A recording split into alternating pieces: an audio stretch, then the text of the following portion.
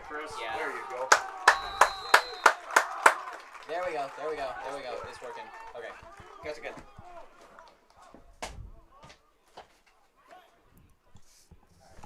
Thomas on the carry. Stops in the backfield. Good call. All right, Taylor.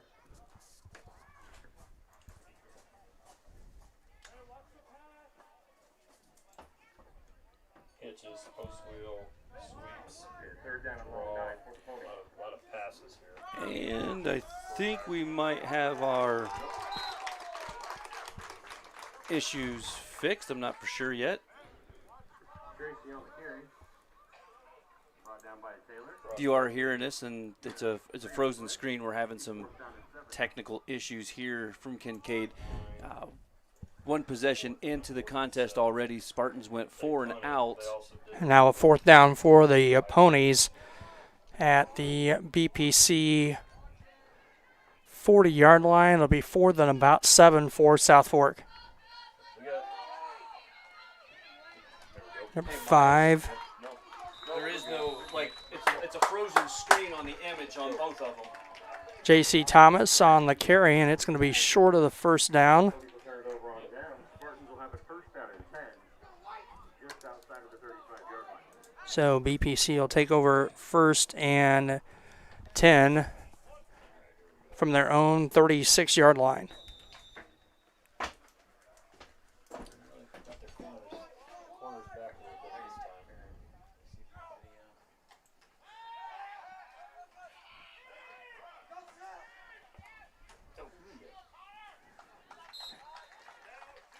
Hensley going to run ahead for about 4. I'll call it a gain of 2 on the play. He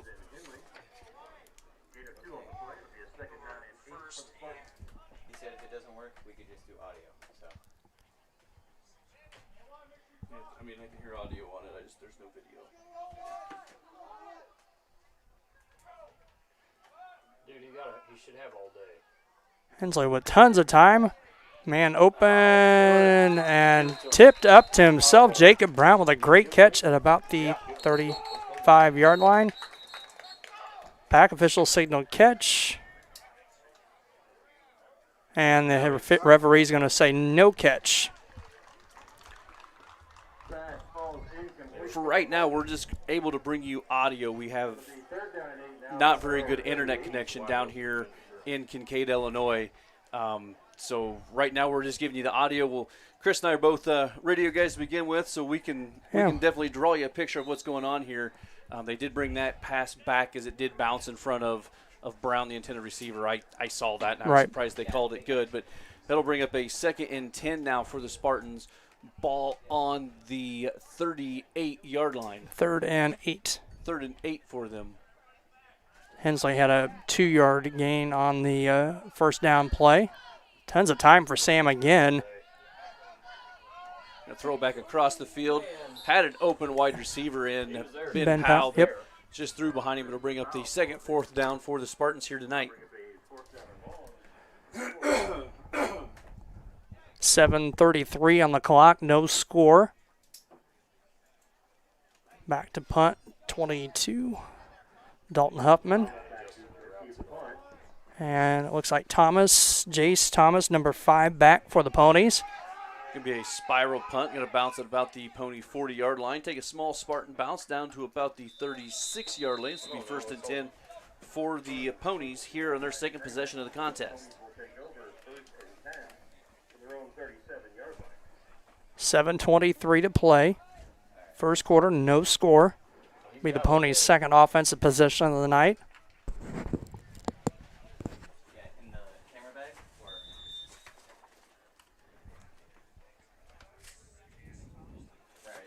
So the Ponies are going to come out here 1st and 10. Ball on their own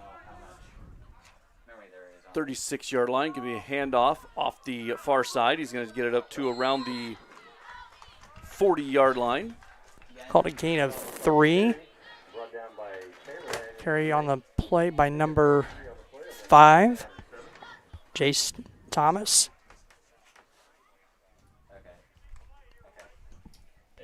That's like a 2nd and 7 for the Ponies at their own 41.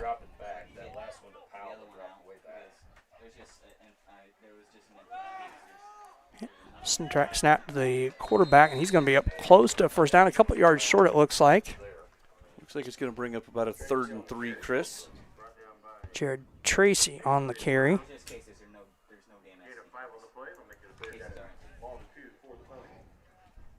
See Jacob Brown coming out to near sidelines for BPC.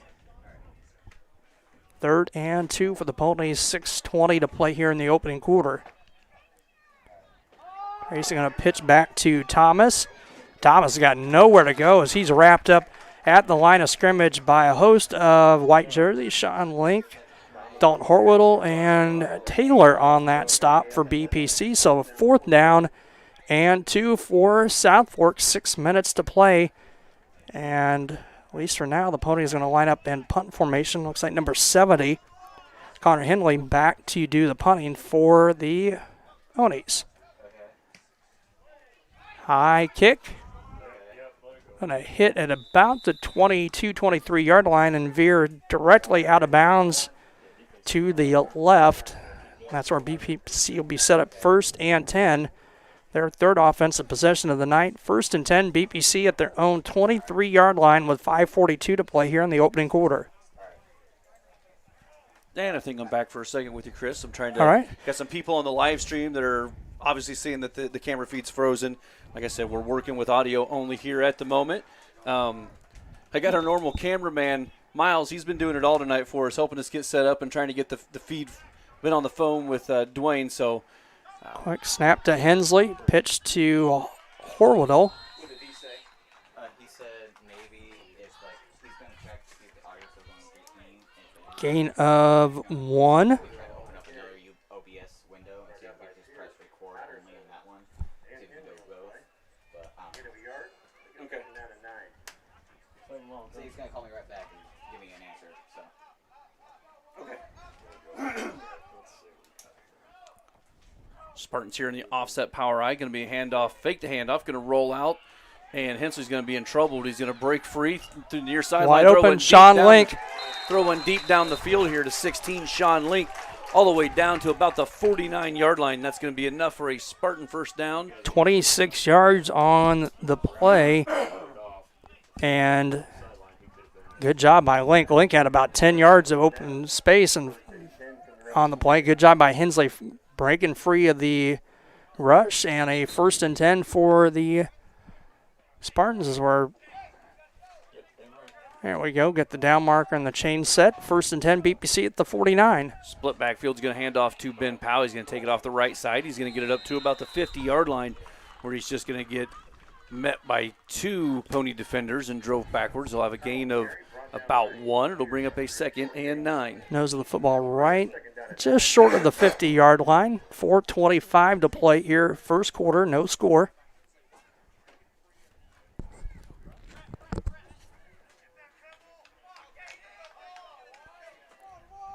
Spartan's going to spread the field here on 2nd down. 4 wide receivers set.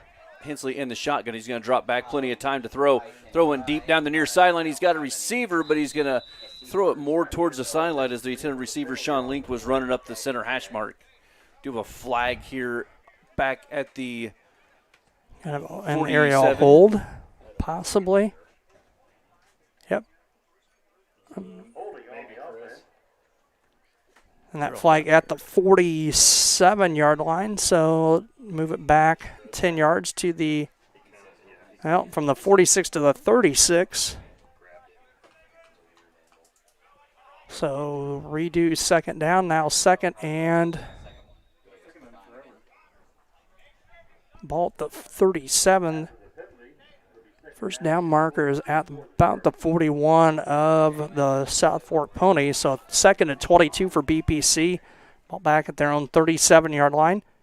3 receiver set, single back in the backfield with Hensley. He'll take it on a quarterback keeper. Fake the pitch. Going to break a couple of tackles. And he's got some room across the 40, inside the 30. Still on his feet down to the 25 of South Fork. First down, BPC.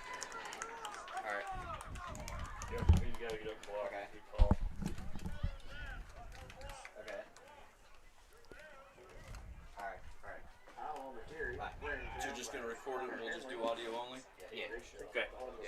That's going to take it down to about the Pony 23-yard line.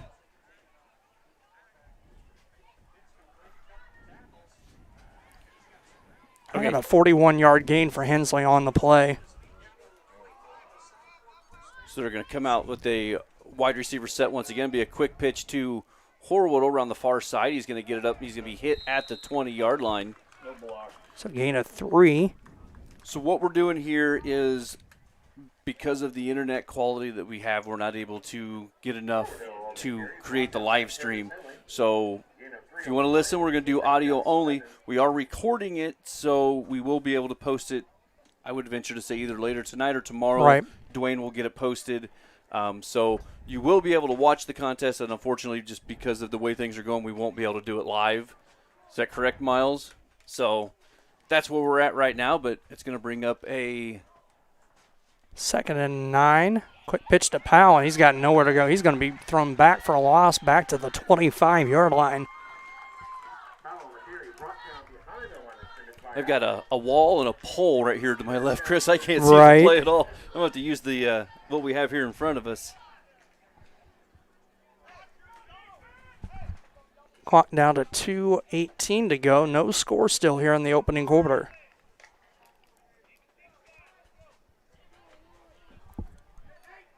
Spartan's going to come to the line here on 3rd down. Hensley going to drop back, look to pass. He's going to throw over the middle. Pass is incomplete, intended for Dalton Huffman. So that's going to bring up a 4th and 13 for the Spartans. It's there, dude. Both sides. The slant's there. Spartans going to go for it here. The ball at the 25-yard line. Hensley's going to drop back, look to throw, scramble near side, and that's going to be a face mask. He's up around his neck. No A horse collar. No flags whatsoever. That's got either a face mask or a horse collar, but no call. Number 30 on the stop. Don't even have a number 30 for the Ponies, but he's on the stop. The audio's running through clean, and the recording on your computer should be good for highlights and stuff like that. So just do audio for the live stream. The live stream's not gonna. So the Ponies will take over 1st and 10 back at the Spartan, or at their own 33-yard line, 32-yard line. Under 2 minutes to go here in the opening quarter. No score.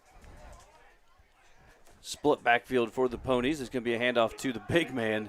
Number 55 on the carry. He's going to power his way forward. Finally gets brought down at about the 40-yard line. That's going to be a gain of about 8, Chris. Joey Patterson on the carry.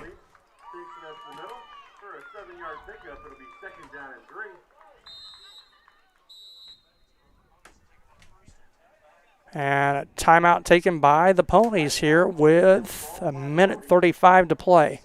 short coach. Crossbook pass. 11 lead.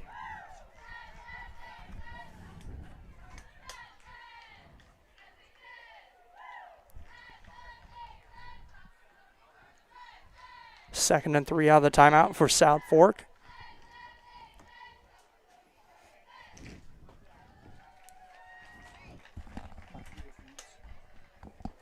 I have the one you sent me,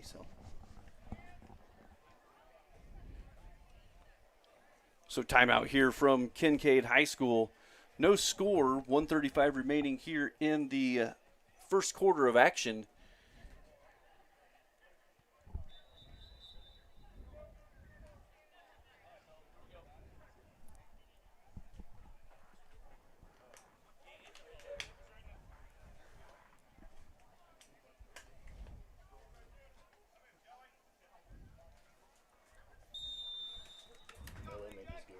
So they're going to come out of the timeout. 2nd down for the Ponies. Handoff going to go near side this time. It's going to be enough for a 1st down. And he's going to be up across the 45-yard line. Number 8, Hensley. Henley, I should say. He's going to get up the first down of the night for the Ponies, and they may have found something. They saw who the lead blocker was. That was 55, Joey Patterson. Big man leading the way for the Ponies. A 1st and 10 from their 47. This time his handoff's going to go back to the big man once again. He's going to have it up to about the 50-yard line, it looks like. Gain of 3. Patterson on the carry, brought down by Joey Patterson. No, we don't. We only have 4. Have him listed at 74 inches and 232 pounds. Had a momentary pause picking up the programs earlier, and I was like, whoa, 7-3. Oh, wait a minute. Those are inches, not feet. Handoff and Henley on the carry. He's going to bounce it around and nowhere to go. He almost would have been better if he would have went straight forward into the line. When he bounced it out, there were 2 Spartan defenders out there. Very short gain. It's going to bring up a 3rd down. I think Horwittle 10 on the stop for BPC. Sweet G's. 39 Sweet G's. Watch that.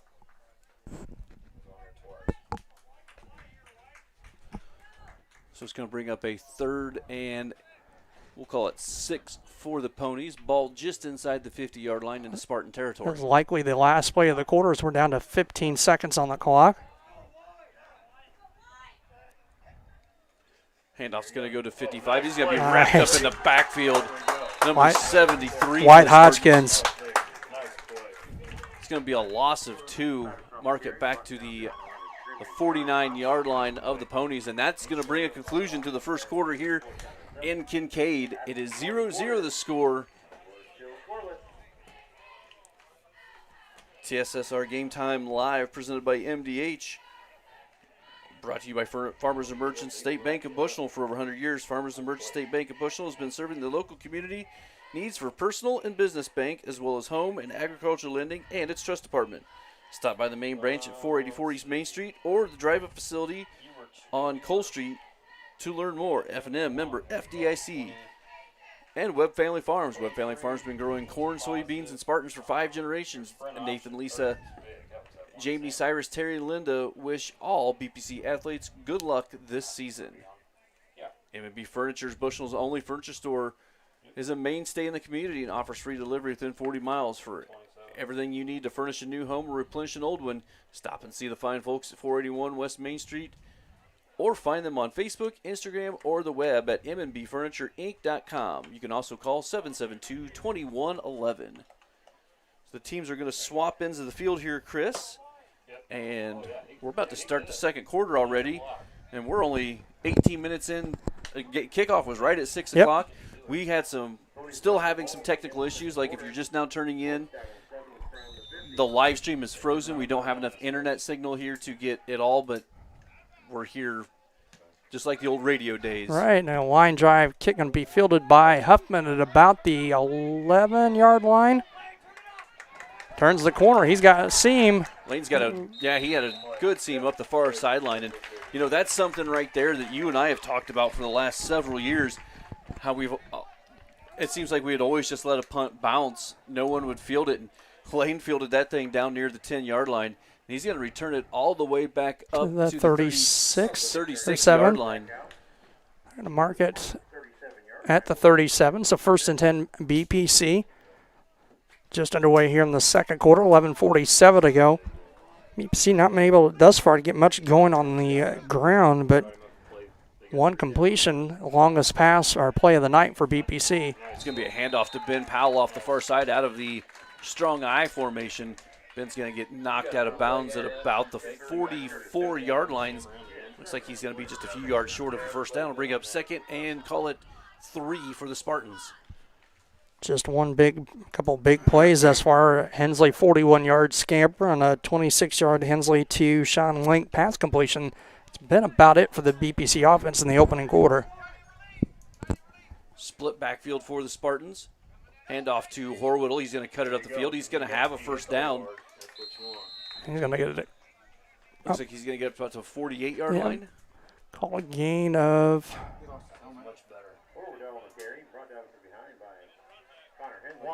And we got a player shaking up for the Ponies, number 5, Jace Thomas.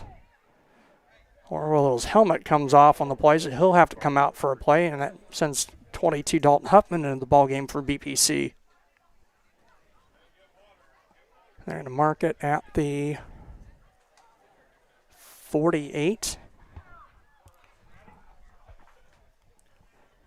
We'll take this injury opportunity to thank McDonough District Hospital athletic trainers and MDH Rehabilitation Center with locations in Bushnell and Macomb, providing expert help to Spartan student athletes in prevention, care, and rehabilitation of all athletic injuries.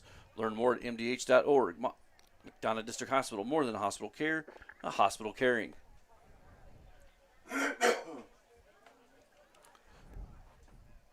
We come back from the injury to be 1st and 10 for the Spartans. Ball is going to be placed about the 48-yard line of the Spartans. It was a safety. Looks like Jace Thomas was the injured player for South Fork. He's been helped off the field, and we're set to go back here to action. 0-0 the score, just under 11 minutes here in the second half. Correction, first half, the second quarter. And off the second back through, that's Powell. He's going to cut it back across field. He's got a lot of running room and a lot of speed to use. Ben's got one guy to beat, and the angle is going to get him down, but not before he's down to about the 20-yard line of South Fork. 32 yards on the play for Ben Powell. And 1st and 10 at BPC, and that the deepest offensive penetration by the Spartans thus far, as it is 1st and 10 from the 20. Yeah, Ben did a good job of cutting that back against the grain. Big gain. Spartans going to spread the field this time. 2 wide receivers, split backfield. Handoff's going to go fake to it the to fake it. Taylor. Hensley's going to keep the ball and get drugged down from behind. Looks like he's going to lose about 2 yards. That'll bring up a 2nd and 12 now for the Spartans.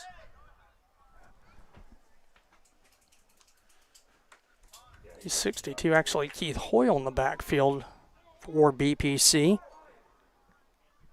Said Taylor, that is Hoyle. Going to drop back, look to throw. He's got a wide open receiver in the flat. Nice catch by Link.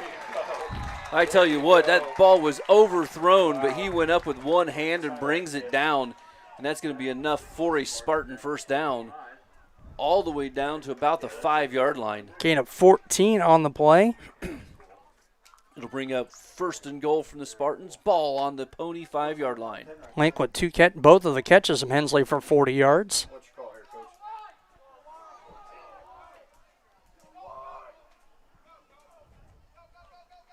Option here to the near side. Hensley's going to keep it. He's going to turn up, put his shoulders down, and he's in for the touchdown. Spartans strike first here in the second quarter. 9:10 on the clock.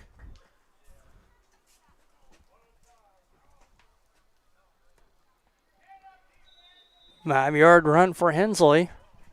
Couple big plays in that drive there. The big catch, the play prior to by Sean Link, and the nice run of 32 yards by Ben Powell. Spartans going for the 2-point conversion here. Quick pitch to the far side with Ben Powell. He's going to cut inside his block, spin off one tackle, and he stretched the ball out, but it's going to be no good.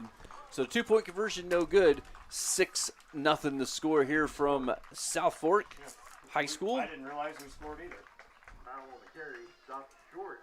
Because that was the extra point. 9-10 remaining in the first So we half. scored and didn't even know it. Your Ponies by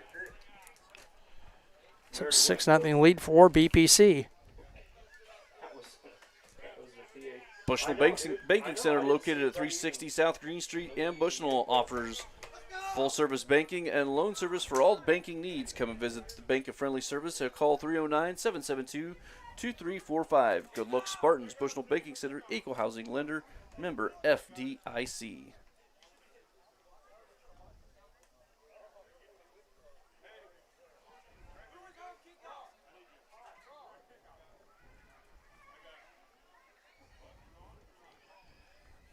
MTC Communication having slow, unreliable internet like we're having right now. Just can't cut it in 2021. MTC Communication offers lightning fast, reliable fiber internet, video, phone service, and camera systems to the McDonough County, Henderson County, and Hancock County areas. Visit crowdfiber.com to check your availability. It looks like Bettner's going to tee the ball up on the 40-yard line for the Spartans. 6-0 to score here, 9:10 remaining in the first half. Is that 5 back deep? Jace Thomas. I think it's 7. 7, okay. That would be Noah Carroll.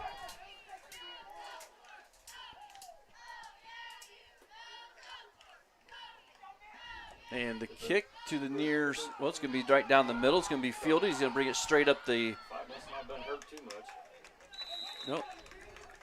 I guess that was number 5 on the kick return. I thought it was number 7 back there, but I just heard Coach Zerillo down there say that 5 returned it, so that was Jace Thomas on the return. He'll have it up to the 40-yard line, so the South Fork Ponies take over 1st and 10. Ball on their own 40-yard line.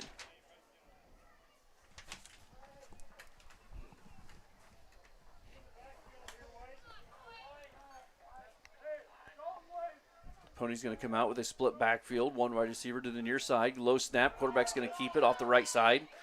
He's going to just follow his blockers up and get a gain of about 5 yards. It'll bring up a 2nd and 5 now. Brought down by Powell. Gain of 5 on the play. We'll make it 2nd down and 5 for the Ponies. Yeah, we didn't read that.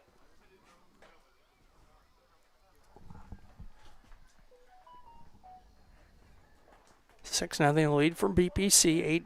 8:38 to play here in the first half.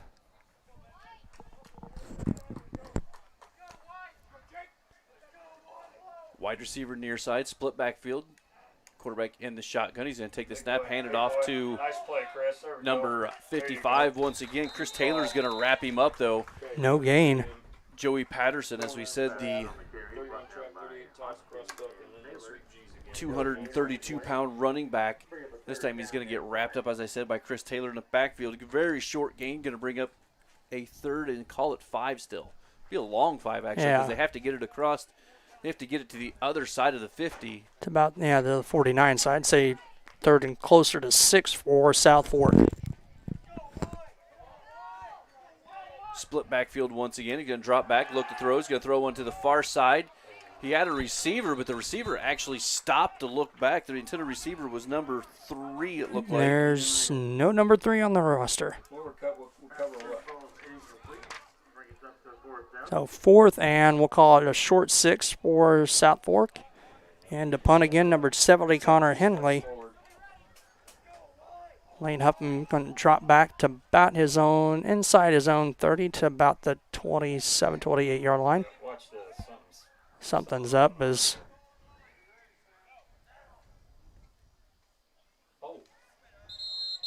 Powell came across too early trying to time it. And they're still going to be short of the 1st down. I believe that was actually number 33, the intended receiver. Okay. That last play, Chris, that was Drew Purple. Okay. I saw the height, and I'm just like, yep, that looks about right. All right. I think it's timing. That's actually a bad call. Yeah, when you watch this, it's a bad call. Ball's gone. Nope. So this is going to bring up after the mark-off a 4th and short now. Kincaid's going to bring South Fork's going to bring the offense back out here. 4th and about a half yard here. Handoff straight at the middle, ball on the ground, and either way, that's going to be a turnover. BPC got on it.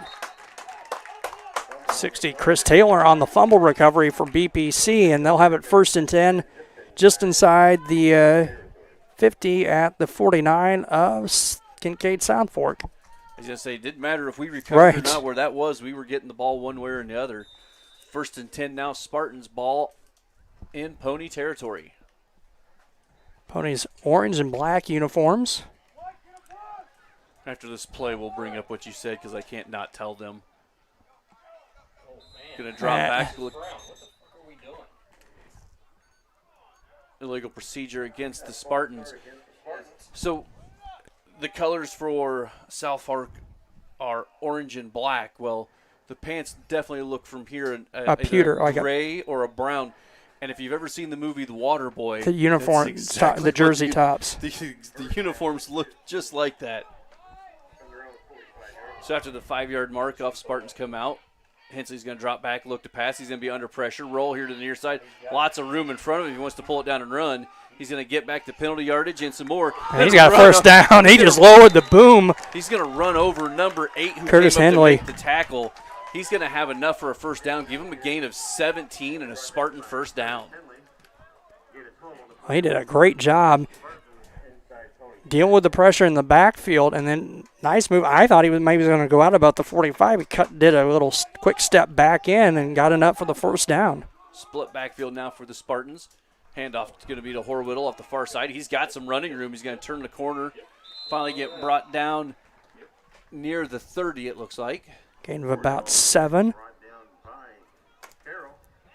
Gain of 5 on the play. It'll be second down and 5 for the Spartans. They're only going to give him about a gain of 5 on the play, so 2nd and 5 from the Pony 32-yard line. 6:50 to play here in the opening half. 6-0 lead for BPC. Offset power I. Handoff's going to go faked to the running back. He's Throw it got wide over the open. middle. Nice, another catch by Link. We'll see if they are Yep. calling it. Once again, the back judge calls it a reception. Ball looks like it was thrown behind Link a little bit, a little sliding catch. That's a first down. All the way down to the 10-yard line, so a 22-yard reception. They're going to call it 1st and goal, ball right on the 10. 3 catches for Sean and 62 yards. All 3 of the Hensley catches by Link tonight. 2 wide receivers, split backfield for the Spartans. Toss sweep here to the near side. Ben Powell's going to fake cutting it in, then cut it Nice right back block. out, and he's going to be knocked out just short. But I tell you what, he made the fake like he was going to cut inside. All the defenders kind of stopped their feet, Yep. and then Ben was able to kick it back outside to get that big gain and be all the way down close to the 2-yard line. I'm going to mark it at say it's at the 2, so 2nd down and goal from the 2. 5:50 to play first half. BPC on top, 6-0. 4 wide receiver set. Hensley, the lone setback. He's just going to pull it down and look for a little quarterback draw here. He's in. And he's going to just walk it in pretty much from 2 yards out. That'll make the score 12-0 here at the extra point on the way. 5:36 remaining here in the first half. Yeah, we need that's big. So the Spartans come out with a 2-point conversion attempt here. 2 wide receivers, split backfield. Toss sweep to Horwittle. He's going to cut it inside. I think he's going to be short, though. So the 2-point conversion, no good. But the score is 12-0 with your Spartans on top of the host South Fork Ponies here with 5:36 remaining in the first half. Spartans lead your Ponies by 12. Sorry, Archie. Community News Brief for all your local news. Subscribe to Community News Brief Weekly Edition. Mailed directly to your home every Friday as an option. You can also receive Monday and Wednesday editions by email. All for $42 a year or $38 a year for 65 or older. Single copies can be purchased at select locations in Bushnell, Colchester, and Blandonsville. And Rosie's Pizza. Rosie's offers something for everyone with pasta sandwiches and, of course, pizza. Dine in or carry out at 458 East Main Street in Bushnell. They also deliver to Good Hope, Adair, and all points in between. Call 772-2101 for delivery.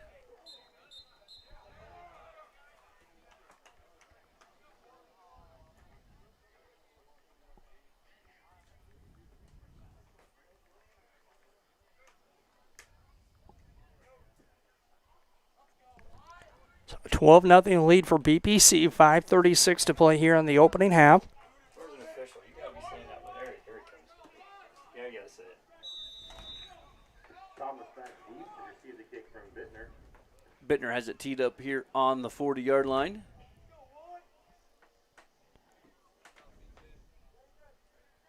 South Fork late running in a few players.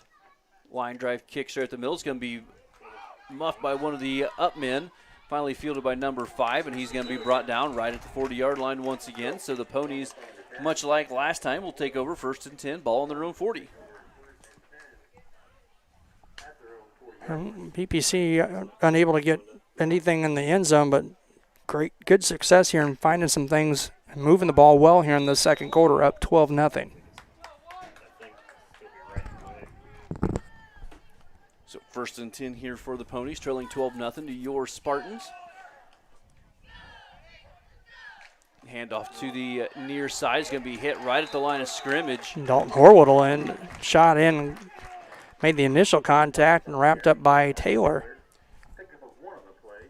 Second down and 9 now. Say the pickup of 1. It'll bring up a 2nd and 9 now for the South Fork Ponies. Clock still running, just just over 5 minutes to go here in the first half. A very quick first half of football here from South Fork.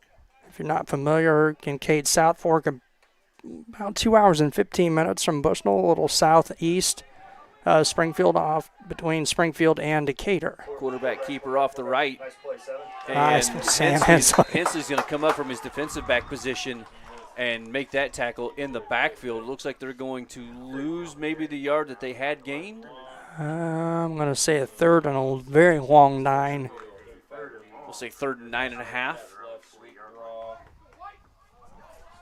Puts the clock at 4:30 to play here in the opening half. 12-0 lead for BPC.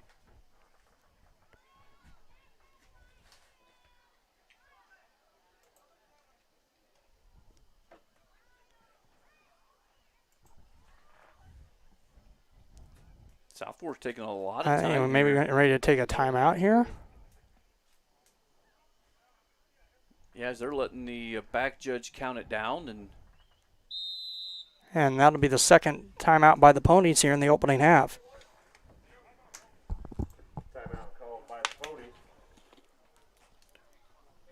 4:02 on the clock with that timeout. Maybe they're just trying to use some time up here, Chris. I don't know if they're just maybe not wanting to give the ball back to the Spartans, not thinking they can get the first down here on 3rd down. And It's a weird spot situation to call a timeout here. And not to call the timeout, but to let that much time tick off the clock. Like I said, BPC has found something here in this second quarter, moving the ball pretty much at will on the 2 drives here, and they put up 2 scores to make it 12-0. Hensley Grain in rural Bushnell has a long family history of taking an active role in Bushnell Prairie City School District and especially Spartan athletics. Good luck, Spartans, in 2021, and enjoy the athletic campaign. So we're going to come out from the timeout. Yeah, just a weird time to take a timeout, Chris. I mean, you're letting all that time off the clock. You've still got over 4 minutes. You still got over 4 minutes to go in the half, and it's 3rd and 9. It's almost like you're trying to keep time away from the Spartans. Right, keep them from getting the ball back. So here on 3rd and 9 after the timeout, going to drop back, look to pass, looks near sideline, throws one deep down the sideline, and it's going to be overthrown. Hensley right there on coverage. So it looked like 7-on-7 right there. Noah Carroll, the intended receiver for the Ponies. Number 7, Noah Carroll. Number 7, Hensley. Yep. So 7 squared. 7 and 7s. That works too. So it brings up a 4th and 9, but the incomplete pass will stop the clock. And we're going to see Lane Huffman go back to – never mind, Lane Huffman's going to get pushed back up. I think they're more worried about a fake now at this time. Well, that last punt, we timed it. I thought Ben Powell timed it perfectly, but the officials didn't. That they lined up in a weird formation, and it's going to be a nice kick and a good carry on the bounce for South Fork. All the way down, looked like inside 20? the 20-yard line. About the 19. I think it's going to be right. I think nose At on the 20? On the 20, yeah. Okay. That's the one little gap I have between the wall and the light Light pole. pole. Kind of an odd situation, too. I know I was talking with Brandon Wrench here that does the filming, that the football field is not at the school here in Kincaid. We have come across that in a few locations. So the Spartans going to come out 1st and 10 here. 3:48 remaining in the first half. They're going to be in the offset power I. Hensley's going to run it. I don't know if that was an option or a keep the pass, but Hensley's going to keep it down the far sideline. About 5 or 6. He is not going to be brought down, but he's going to be spun out of bounds. Oh, yep, we'll call it a gain of 6. Looks like a gain of 6. So bring up a 2nd and 4 now for the Spartans. Stop. Clock stopped at 3:42 with Hensley being knocked out of bounds. Or Spartans with all 3 timeouts remaining. Oh, I wrote down 8. Or 8. I wrote 8.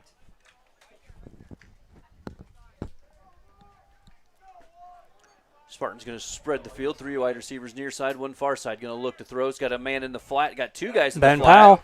Ben Powell's going to make the first catch and just run over. Once again, poor number 8, Curtis Henley. He's been ran over by Ben Powell and Hensley now in this second quarter. Hey, notice who reacted the biggest on the sideline was 42, Shane Shin for BPC.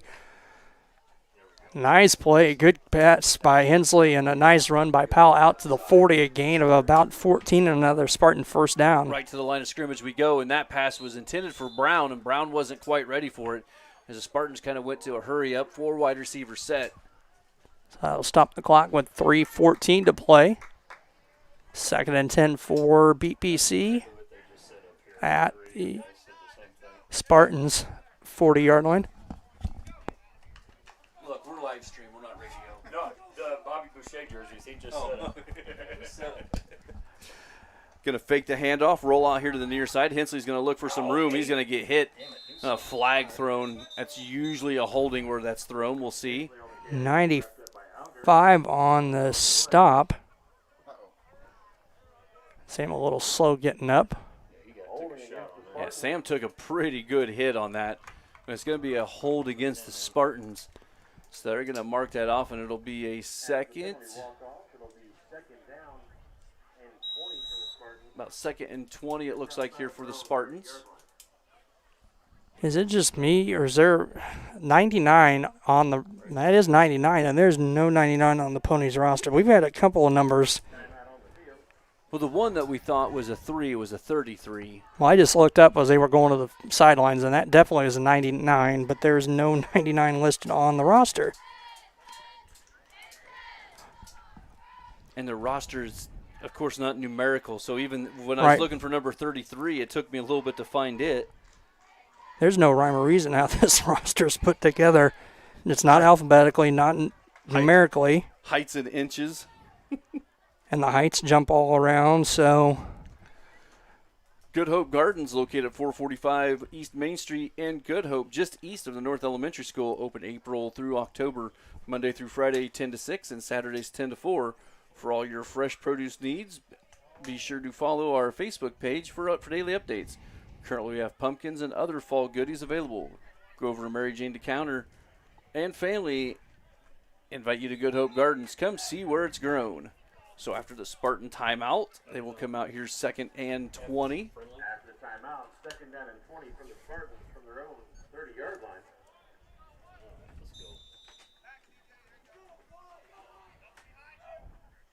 Hensley going to look to pass. He's looking, has time. Now he's going to flag again. Have another hold. He's just going to loft one down the field. He had 2 receivers that kind of merged in. Horadle and Powell, but I think we're going to get another hold on BPC. Yeah, we're going to have another hold in the backfield. 99 mystery man on the pressure for South Fork. That's been the one bugaboo here. I mean, now that we didn't move the ball real well in that first quarter, Jeff, but now that's 5 penalties on a BPC for 40 yards here on this first half. And that'll bring up a 2nd and 30. Actually, I think they waved off the flag, so it'll bring up a 3rd and 20, okay, which is actually a better idea when you think about it. Because it doesn't give you the extra down. Yep. 2:59 to play on the clock. BPC on top, 12-0. So 3rd and 20 here, 4 wide receiver set. Hensley to pass. He has time. Going to roll out now to the near side. Throw it out here in the flats to Horwittle. He's going to spin off. He stepped out. Yep, he out of bounds. Got the sideline at about the 47-yard line. A gain of 18 on the reception. It's going to bring up a 4th and, I guess a gain more of a 17. Going to bring up a 4th and 3 now for the Spartans.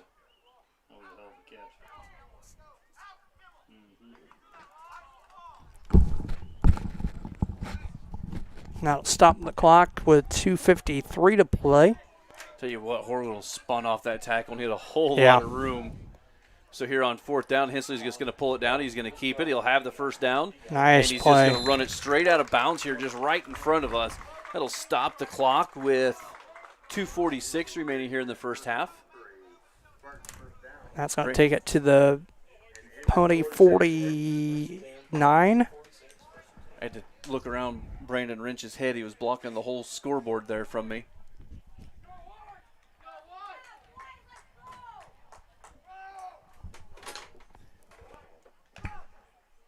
So 1st and 10 Spartans here. 49 yards to go to Paydirt. Fake the handoff, roll out to the far side. Throws it over the middle. Brown, the receiver, That's something we don't normally see, is Brown didn't seem to be running his route. Right. Looked like he hit a little hesitation right at the end, and just enough, I think, as Brown dove to catch that pass, and it falls just out of his hands. It was almost like he didn't think the ball was going to be coming to him. Right. So that stops the clock. 2:38 to play. First half. 2nd and 10 for BPC from the Poly 48.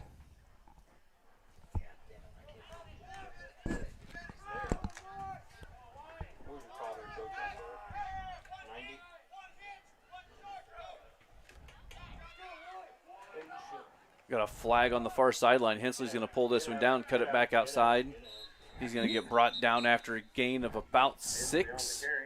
Legal shift is a signal from the far side. Official.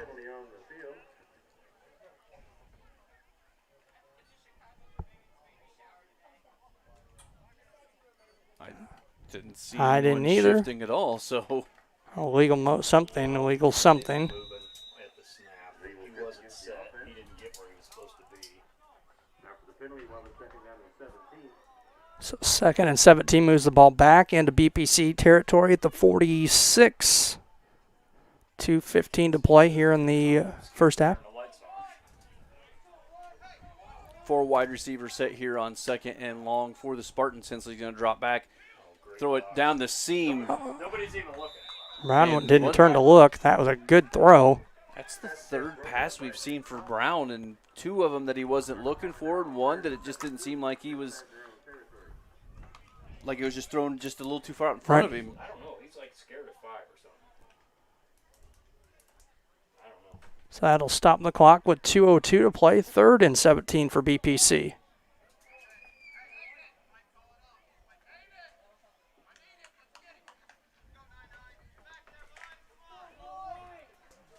So it's going to bring up a 3rd and long now for the Spartans. 3rd and 17. Going to be an inside pitch here. Little Nice. shovel pass. Oh, good read. Come on, Benson. Get up. Ben's going to have the first down. Finally, he's going to get brought down. That's a horse collar tackle. Should have had a flag there, too. That was Stopped by 25, but a great play on 3rd and 17. Cole Lush on the stop. set up perfect. Good blocks downfield. About a 27-yard Yep. gain. This time Hensley's going to drop back, get under pressure. He's going to roll out to the far side, avoid the pressure, turn it upfield. A lot of running room down that far sideline. Finally going to get knocked out of bounds, but not before he's – Another first down. and it looks like he's down inside the 20-yard line, maybe even down near the 15-yard line. Yeah, that's the 15. He's inside the 15. Ball, nose of the football, the back of it, just right at the 15. So 17-yard gain for Sam.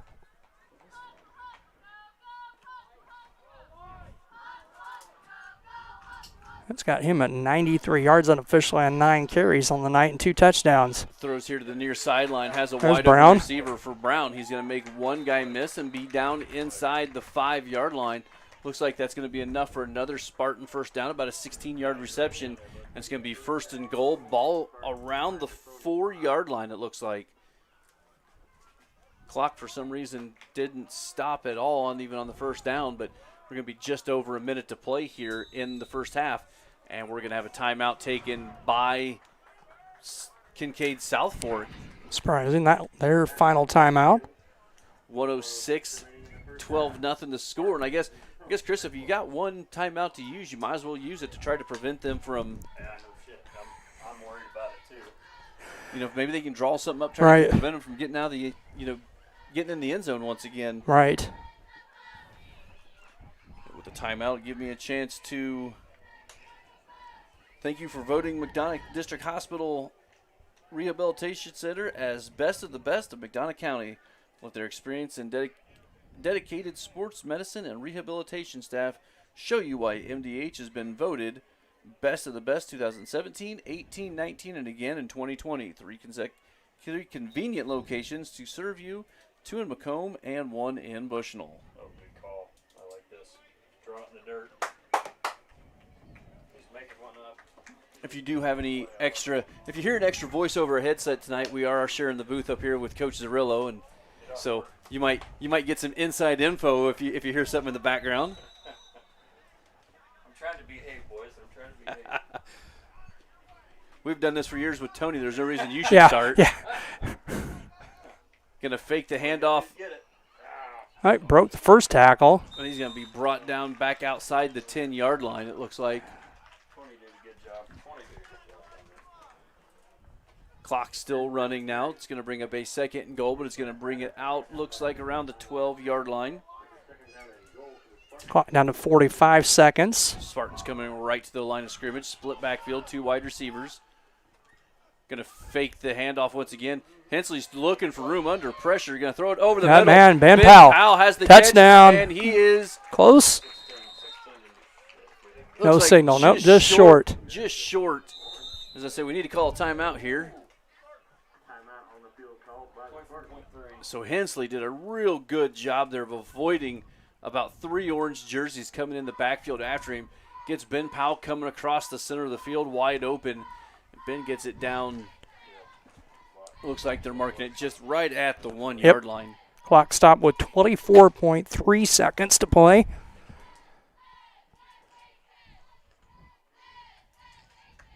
Oh, he cut Mel's wide open. Sam did a hell of a job on that.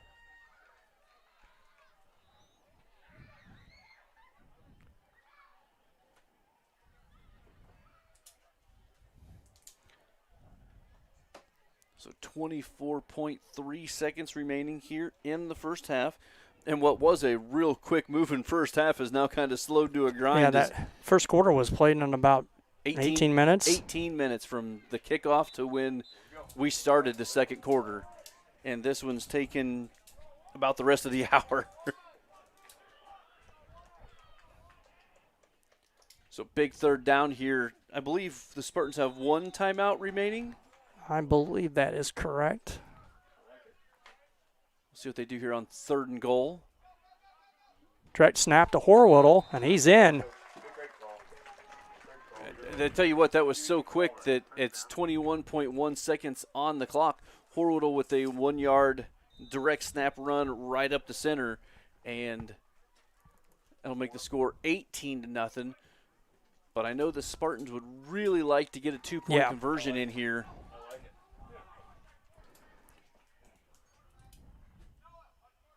Split backfield.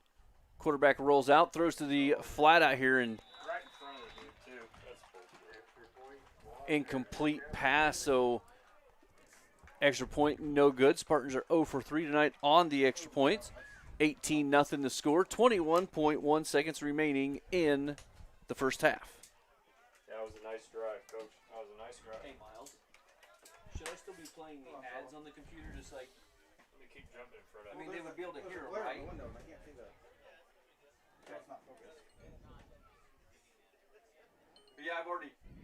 Yeah, I have them. I've already read all through them. That's why it's like, I was actually wondering about halftime because I don't want to talk for all that time. I texted Dwayne, but he didn't get back with me.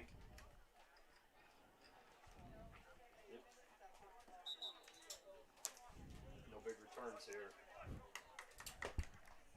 That's why we can't have nice things up here, Brandon. Unplugging stuff, messing with my board. 21.1 second, 21.1 seconds remaining here in the first half. Spartans on top of the host Kincaid South Fork Ponies, 18-0. Number 99 running off the field late there.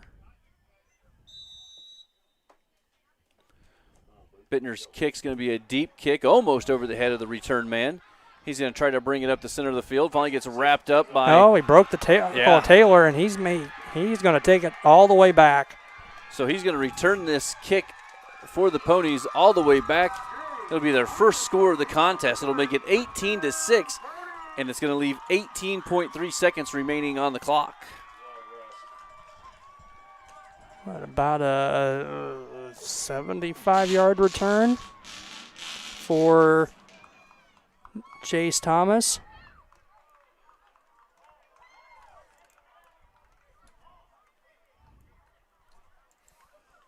So that makes it 18-6 in favor of BPC. 2-point or the extra point attempt. I'm going to expect that to be a 2-point conversion.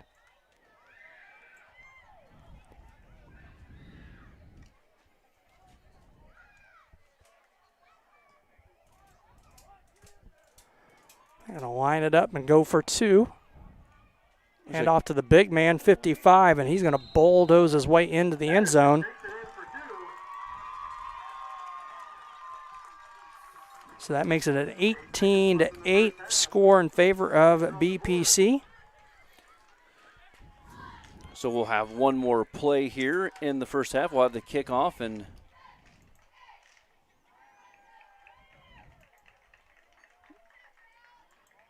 I guess maybe we'll have, we've seen our kick return teams do some magic also, so maybe we'll be able to Answer that right get back. our own, yeah.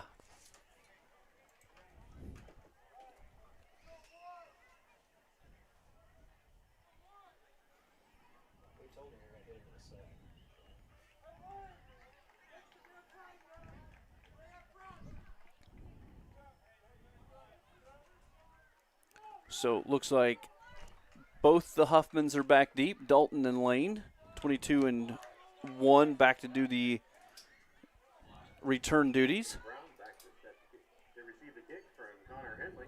I think they actually said that's 20 Brown back. Kickoff's going to go to the middle. It's going to be fielded by Lane.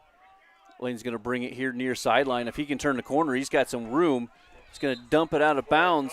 Holy cow, there was like almost a full second Yep. ran off the clock before they stopped it. There's One. .01 seconds left on there. When he ran out of bounds, there was about Yep. 1.3 seconds on the clock.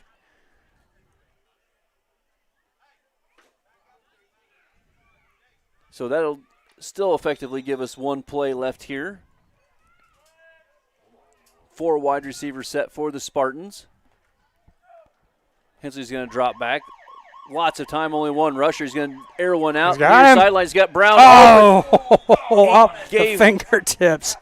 Had the wide open Brown down the near sideline and just overthrown. So that will effectively bring the first half to a close. 18-8 the score here from Kincaid South Fork. Your Spartans on top of the Ponies. I'm going to run some ads here. You guys might be able to hear them, might not.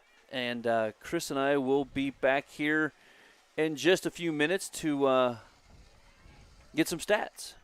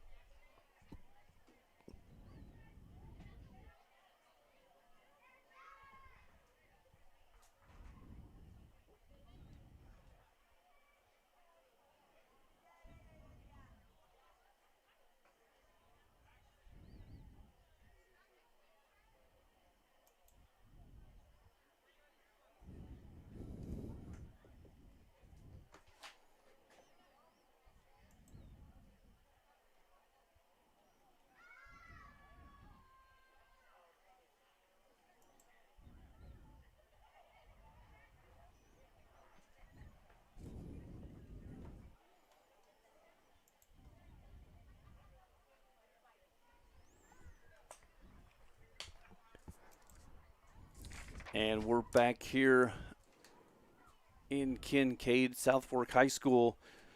Halftime, 18-8 the score. Your Spartans on top of the Ponies. as Chris was saying earlier, about a 2-hour and 15-minute drive down here. And one of the things that earlier this week when I spoke with Coach Rodis on the new question highlight show that we have with him, First and 10 with Coach Rodis, one of the things he talked about last week was, getting off the bus and being ready to play, as, a 2+ hour bus drive last week to Decatur, right down here in the same area once again. And it seemed like the Spartans maybe didn't come right out of the gate, but that second quarter was definitely a different quarter for them as they hung 18 points after a scoreless first quarter. And at first we probably didn't think we was going to have many stats to fill out, but now Chris has got a whole quarter's worth, which equals the first half, so we're letting him get those filled out. Of course, earlier today, TSSR Game Time Live presented by MDH covered the West Prairie game, and I do believe they fell short in their contest. Yes. I know it was 34-6 in the second quarter when I shut it off to get ready to head down here. But they BBC, like I said, we taught first quarter 18 minutes from start to finish. Not much offense out of either side. Second quarter definitely dominated by BPC offensively, but Kincaid able to return a kick there to put some points on the board, trailing it by 10, 18-8, and the Ponies will get the football to start the second half. Offensively, I only have 37 yards of offense for Kincaid on the evening. BPC with 189, and most of that coming in the second quarter. That's about a 7.6 per carry average on 25 carries for 189. Hensley was 7 of 15, 116 yards on the passing game. And the passing, kind of the receiving, we've seen a lot of Jacob Brown pretty much most of the year, and we've seen some here and there. Brown with 1 catch for 11, Link 3 catches for 62, Ben Powell 2 catches for 26, and Dalton Horwood 1 for 17 on the ground. Sam Hensley leading the way with 87 yards on 10 carries, 2 touchdowns. Ben Powell, a nice game, 8 carries in the opening half. Selwood 4 yards, Dalton Horwood, 7 carries for 28 and a touchdown for BPC. So, like I said, 180. Let's do some more math here.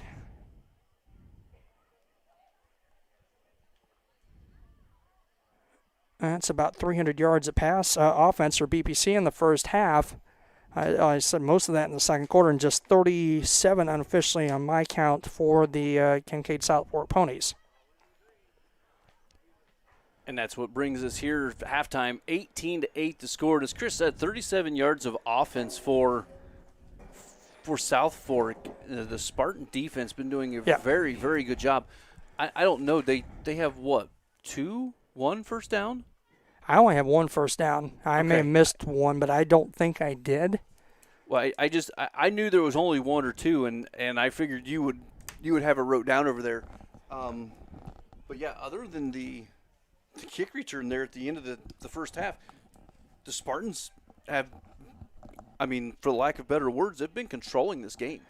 Yeah, and unfortunately, we haven't been able to convert yet on a 2-point conversion attempt yet here in the contest. But outside of that big first carry by 55 Joey Patterson, who comes in at 6'2" and 232 pounds, they really haven't.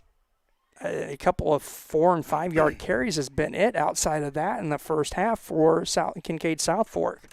Of course, those that watch TSSR Game Time Live, this is the team that West Prairie beat last week for homecoming with a field goal late, 23-22. Fun fact about that, I don't know. I know you're probably a little busy last week. You may or might not have taken the time to watch the live feed last week, since you skipped out on us. Well, you only turned 50 once. I know people that keep claiming they're 24 and they're well into their 40s. Well, but I'm just saying 25 times 2.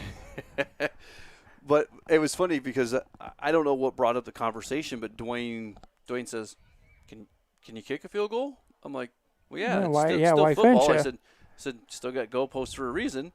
And then it was kind of ironic because it wasn't, The next 10 minutes after we had said that we looked and saw that West Prairie, and we checked in. It was 20-6. It was a score much like what this is right here. We're like, oh, West Prairie's got this, and just going into the fourth quarter, it's 20-6. Next thing you know, West Prairie's down 22-20, and did win on a field goal towards the end of the game. It was kind of crazy too how that game ended. If you and I went back and watched that last little bit.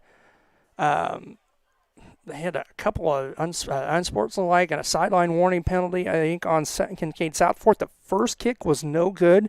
There was a penalty on the Ponies that moved it up. And Jensen Laughlin, we saw him last year. He's got quite the leg, and he didn't miss on that second opportunity for the Cyclones. So I said some folks may be familiar.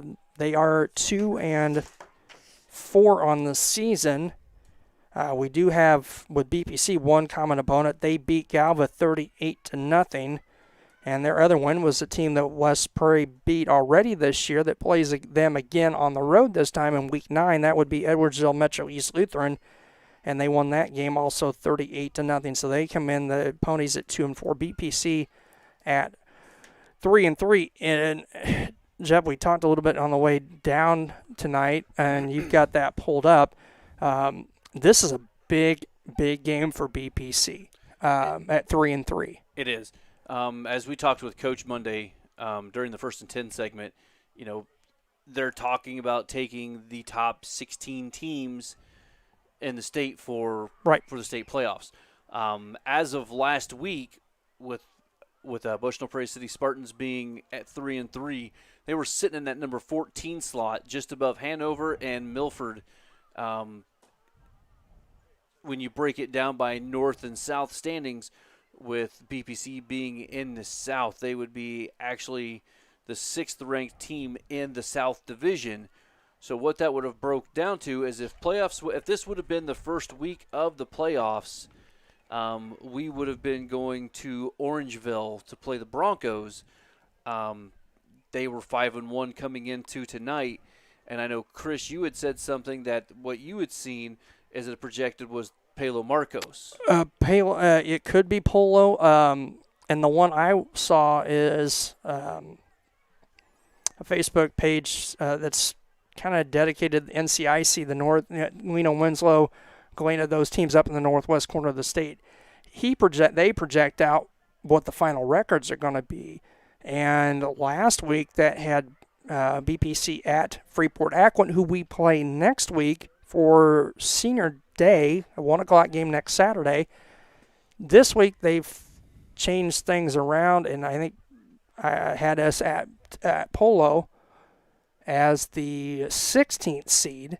They had West Prairie picking up 2 more wins. They also were going to get in at 4-5 as the 15th seed, possibly. So it changes, but when you've got Freeport-Aquin next week, and they lost to Milledgeville, I believe, last night, so now they're at 4-5-2. Who was that? Freeport-Aquin, I think, or they are 5-2 because they lost last night to, I believe, to Milledgeville. Okay, because they were 5-1 coming into this week. And then you've got Pawnee, who, which isn't that far west of here, actually, almost due west here, about probably 15 miles, that we play 2 weeks from last night for the final regular season game. Pawnee's in the hunt for a playoff spot as well. Well, they're also 5-1 on the season. Right, and did I see that they got beat possibly last night? See if I can go back to that NCIC Facebook page and. I would almost wonder if the Score Stream app, since it is the area you're in, is what the scores. I'll load that up real quick and see if we can get if it'll load. I guess. And I will say it was funny. I did check. I watched a little bit of the game last Friday and checked the score stream. Oh, that was the dumbest thing I could have done because I was picking up scores from southwestern Missouri. I'm going to go in here and see if I can find that post because I think I did share that on my page. To Decatur Lutheran, who we played last week, they beat Galvez 62-0 last night.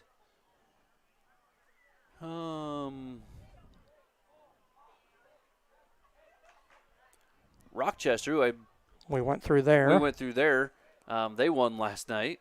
So they're the defending, I think, 4A champions from 2019. And, of course, I can't find it, but Pawnee 66, Metro East Lutheran 12. Okay, so they did not lose last night. So they'll be 6-1 going into next week. And I think I'm trying to remember who they have. They've got a tough one, I think, next week, if I'm remembering correctly. Let's see if we can pull up the IHSA.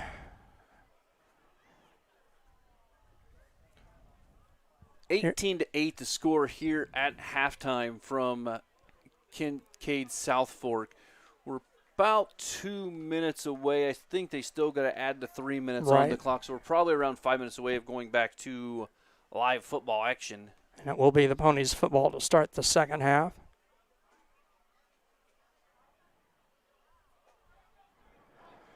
And let's see.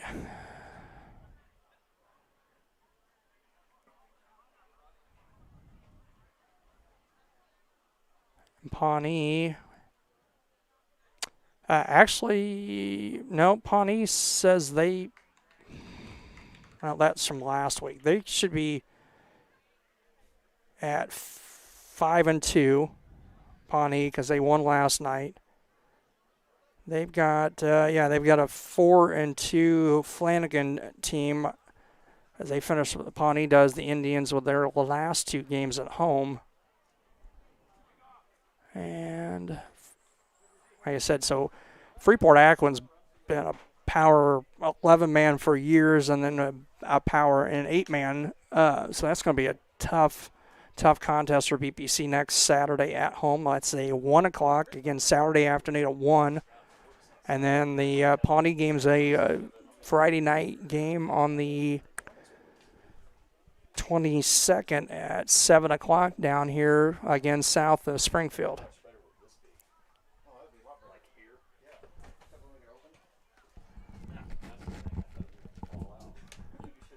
Well, we've got some time here. We'll try and maybe give you some top 25 football scores from today. Mine's not loading, so I kept trying to bring it up to see if I could get some live scores here. But as I said, the score 18-8 here. Pawnee will be, we were just talking about Pawnee. South Fork will be getting the ball here to start the second half. And I guess the 3 minutes must have already been added on as they've put 12 minutes on the game clock. Teams are on the sidelines. Or they decided not to. I don't know that they did, but we're ready to get things underway. Let me stand back up here. And actually, you know what? I think I might have a little better view of the windows with these chairs. Yeah, maybe. Coach Zerillo, we change anything coming in? We're just going to try to keep rolling.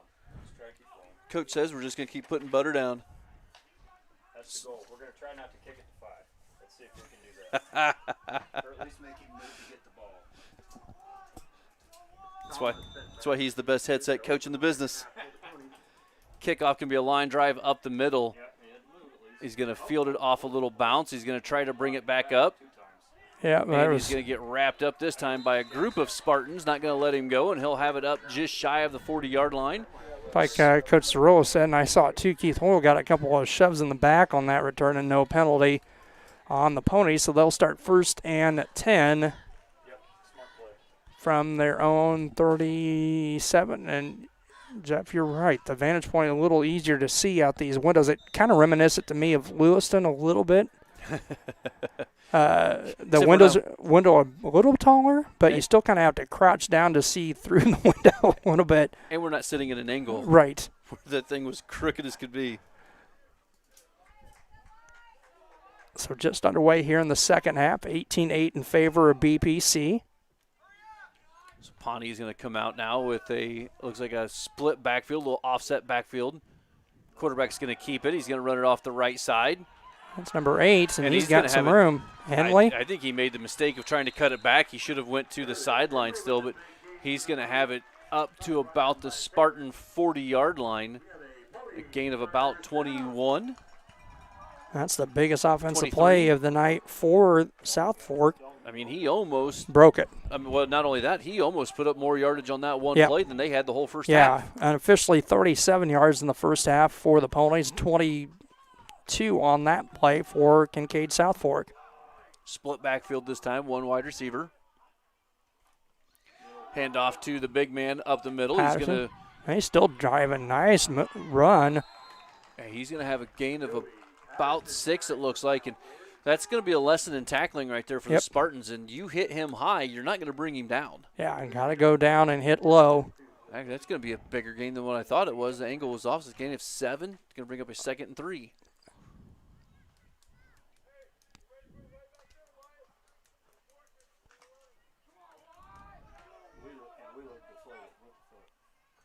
Split backfield once again for the Ponies.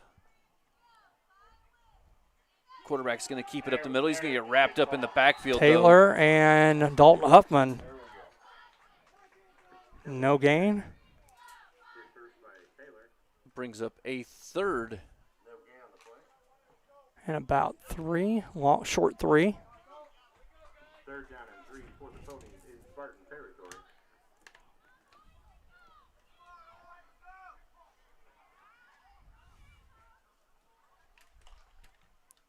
Tell you what, South Fork doesn't get in a big hurry. They take their time coming out of the huddle and everything else. Wide receiver near side, split backfield. This time quarterback's going to keep it off the far side. He's going to get it up close to but the I don't 30. think he's got it. They're going to mark the ball just over the 30-yard line, close to the 29. And Taylor. That should be enough for a first down. Yep. First initial thought didn't think he had enough for the first down.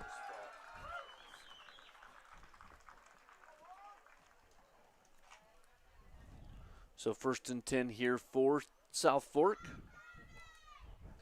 9:40 to play in the third quarter. Split backfield once again. Quarterback's going to hand it off this time. 7 on the carry. Is that right? Carroll. Brought down after a 4-yard pickup. 4-yard gain. It'll bring up a 2nd and 6. For the Spartans, 26-yard line. See Taylor come out, 55. Carter Chambers checks in for Beat PC. 2nd and 6 now for the Ponies.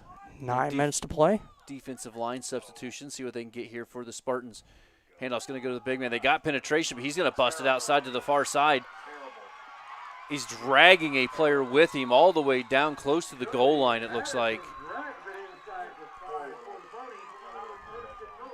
I tell you what, there was a lot of penetration, but I think someone might have blown an assignment there on that far side because he went around the corner untouched. Yeah. That's going to be about a 22-yard gain for Patterson. It's going to bring up a 1st and goal now for the Ponies. Split backfield, 1 wide receiver. Quarterback's going to keep it up the middle. He's going to get hit in the backfield, but he's going to spin his way forward a little bit. For a couple of a yard or two. He'll be on the carry, stop at the line of scrimmage. 2nd down and goal from the 3. Horwittle, one of the defenders in there for the tackle. Jeff, I'm a little surprised they're not going off to that left side. As you see the left end over there is Colin Elder. He's about 6'4" and almost 300 pounds. And he actually, on that big run for Patterson, had a nice little seal block to spring Patterson there for the big gain. Split backfield once again. Handoff to Patterson up the middle. Nope. This time he's going to get wrapped up at the line. And they're going to drag Ball you came backwards. out. Ball on the ground. No, can't advance it. Nope. Well, you can advance it. But I think they blew the whistle down before. Here's the thing. There was no Yep. whistle. There was nothing. But Well, everyone yep. stopped. And they are going to mark it back where the play was.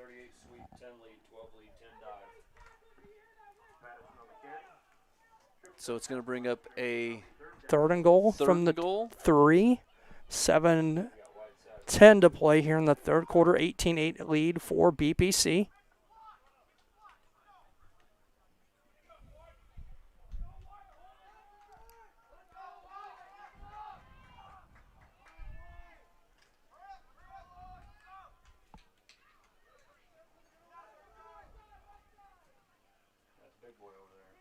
Quarterback's going to keep Nope. it. He was going to try to follow him.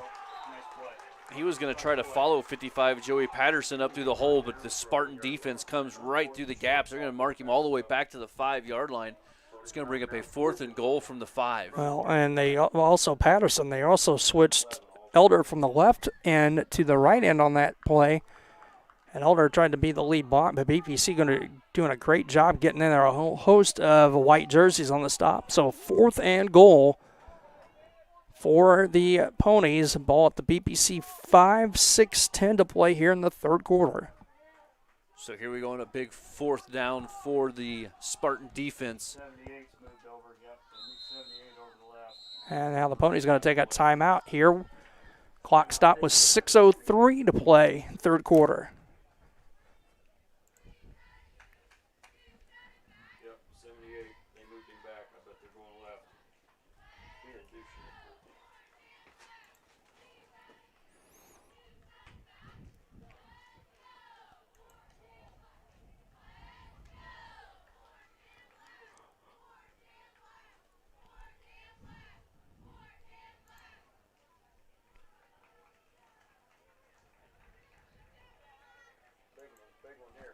And we're back here in Kincaid, South Fork High School. 6:03 in the third quarter. Score is 18-8. Spartans on top.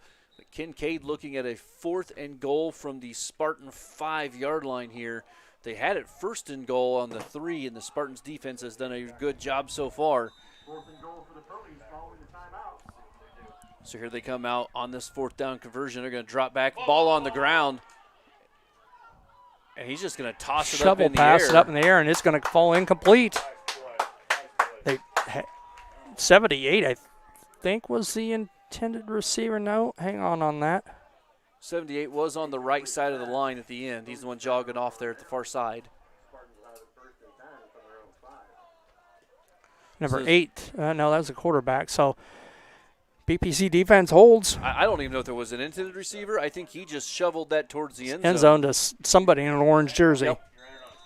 So 1st and 10 from their own 5-yard line now. BPC here maybe could take some time off and get a nice big long drive here. Hand off to the near side. It looks like Ben Powell. There's going to be a flag on the field. It's going to get out, be about the 5. And they're going to Another call hold. a hold on the Spartans. Man, I tell you what, I'm not for sure what the penalty breakdown is here, but we've seen a lot not called on one side and a whole lot called on the other. Yeah, we had 2 block in the back, a couple horse collar tackles in the first half that weren't called on South Fork. And that's now 6 for 45 on penalties. Actually, won't even be 45. That'll be about a 2.5-yard mark off. Yeah, it'll be a 2.5-yard penalty from the 5 to about the. Well, they left it right at the 5. I don't know where. There was a penalty. It's going to be first, or unless they declined it. Still, now it's 2nd and goal. They did decline it. Pass out to the far sideline, way Almost overthrown. intercepted. And you know what? What is always so they declined the penalty. That's why we were confused. So this will bring up a 3rd and 10 now from the 5. And I'll tell you what, Chris, the connection that we've seen work all year long so far It's been off a little bit. Tonight. Yep. Yeah. Intended receiver was Jacob Brown, and that was Henley, number 8, the quarterback. Ball hit him right in the hands and falls incomplete. 3rd and 10, 5:33 to play. BPC with it at their own 5-yard line. Quick pitch near sideline. Ben Powell barely kept his feet as he almost slid out from underneath of him. But he's going to get it up close to the 1st down, but he's going to be, Couple I'm yards guessing, short. about 3 yards short. Hmm. Well, I'm going to say 2, about 2 maybe the yards short, 13, so so a gain of 8. and I think Rodis is going for it. Yeah, he is.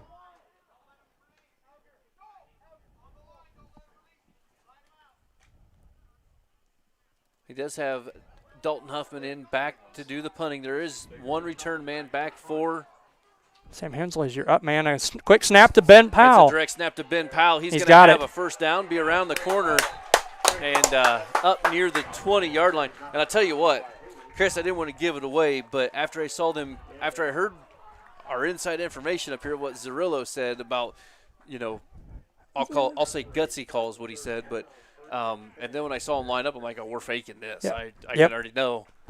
So the fake punt goes for a first down. It'll be 7 on the play for Powell. 1st and 10 from the 13-yard line.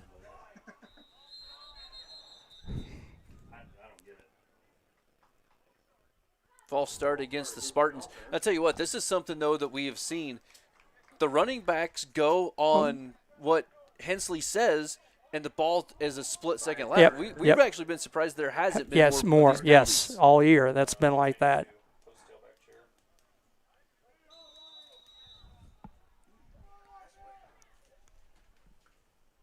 So 1st and 15. Back to about the 14. We're going to bring out 4 wide receivers here after the penalty. Going to look to throw.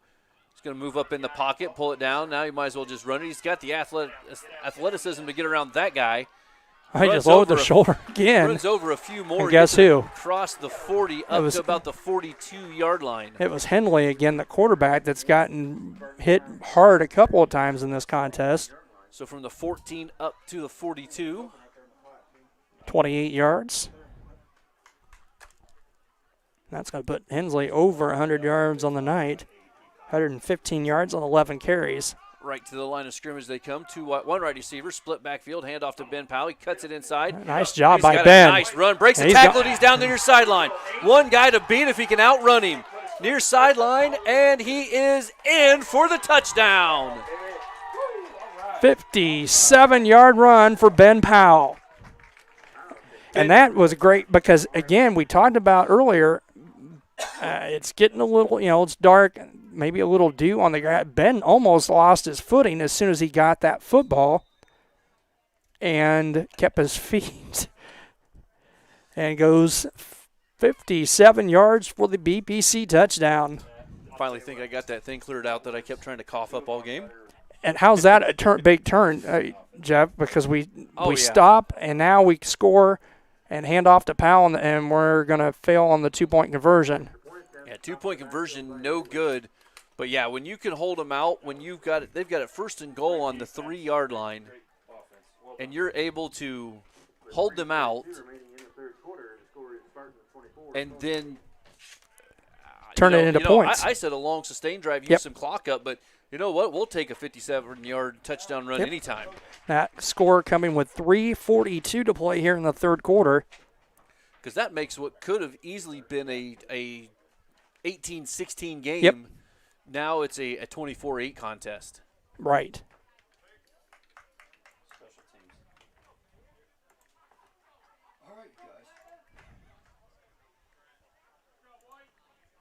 I got an ad plan. I don't know if they can actually hear them, but I got one playing. I just wanted to tell you, I don't think the tight ends know what they're supposed to do on blocking. And I'm like, well, Shane, I hate to tell you this, but we do it every fucking day in practice. And we're back here after the touchdown run by Ben Powell. 3:42 remaining in the third quarter. Score is 24-8. And I'm pretty sure you're going to see that highlight run on the highlight show is Bittner will tee it up for BPC.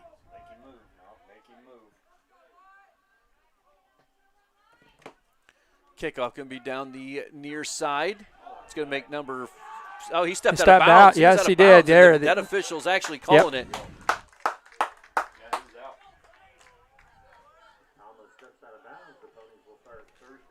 That'll be back at the 23-yard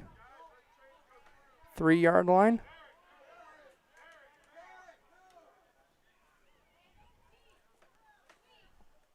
So I'm going to have to use the computer screen as I don't really have a good angle to see with the wall and the pole there. Maybe I'll just give my headset to Brandon and let him call this one. Yeah, there you go.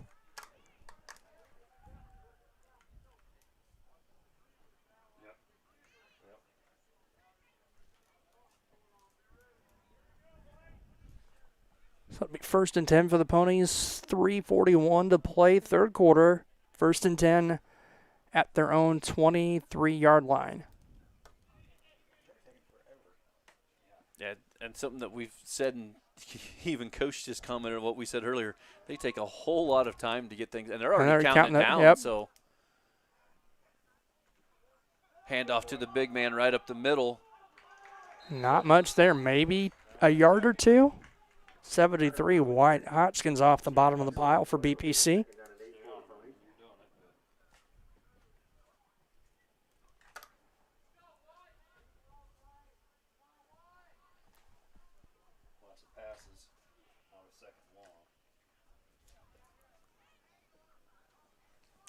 So the Ponies come out here second and looks 8. like 8.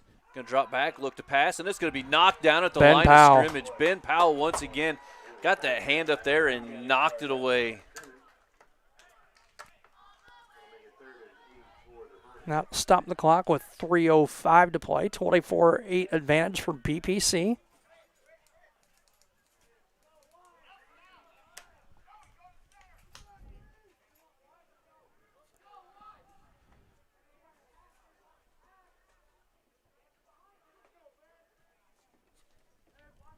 Once again, taking all sorts of time coming back to the.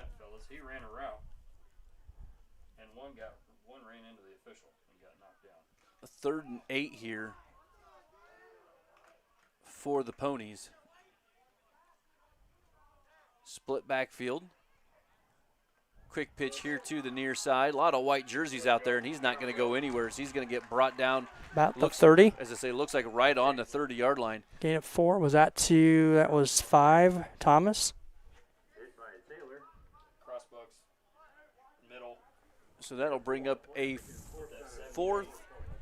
And 4th four. and 5. 4th and 4. 4th and 5. 70 into a punt. Connor Henley. Good. Nice Deep kick. Bump. It's going to chase Huff all the way Nice. back. Nice over-the-shoulder catch by Lane. Lane's going to take as a block in the back. What are you doing? All 3 flags, and that's not even – he wasn't even in the Nope. play either. Nope. Lane had cleared him, but he wasn't even going to come close to it. And just Wayne takes it out to about the 50, sure, but the penalty flag's back at about the 34.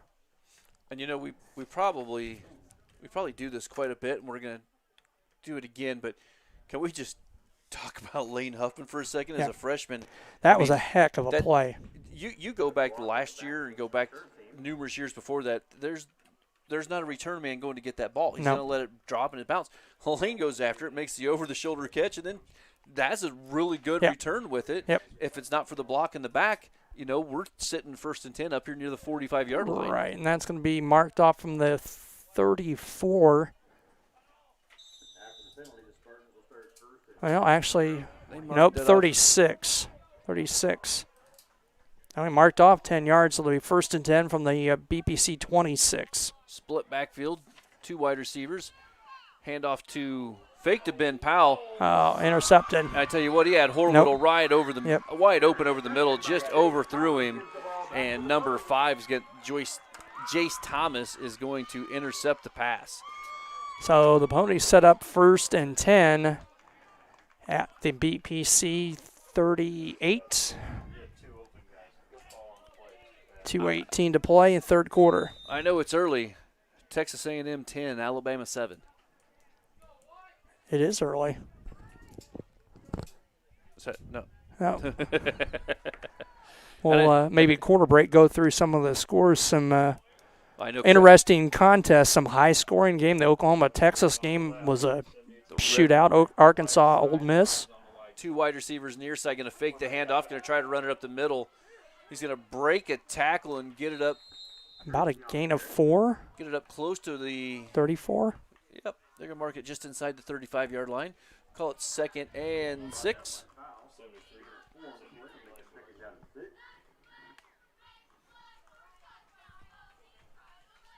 Minute 55 and counting here in the 3rd quarter. 24-8 advantage for BPC. 1 setback. Two wide receivers to the near side here. Handoff to Thomas. number 5. He's going to get wrapped up at Nice. the line. He's going to get a yard from the spin on the tackle. White Hodgkins again, 73 on the stop for BPC. And I'll tell you what, if it wasn't for Hodgkins, there was nothing but green grass in front of him. Yeah, there was a lot of open space on that far side. It'll be 3rd and 6. Clock down to 1:20 to play here in the third quarter.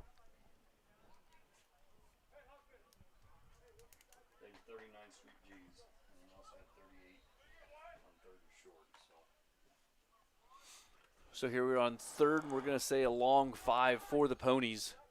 We're going to come out 2 wide receivers far side. Do have a tight end here on the near side. Going to drop back. He's going to look to throw. Airs one out deep down the field. Caught. And it is caught and Touchdown. in for the touchdown. Number 4 on the catch, Levi Davis. How many yards was that? 34.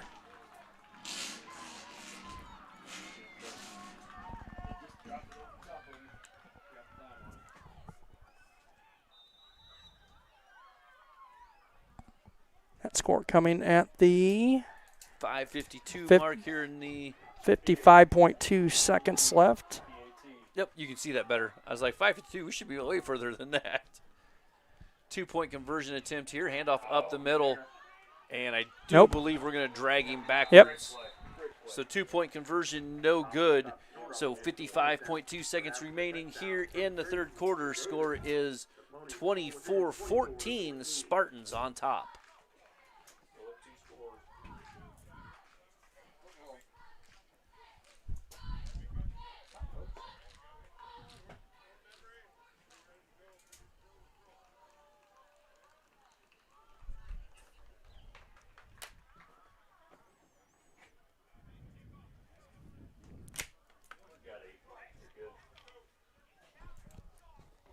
And we're back here in Kincaid, South Fork High School.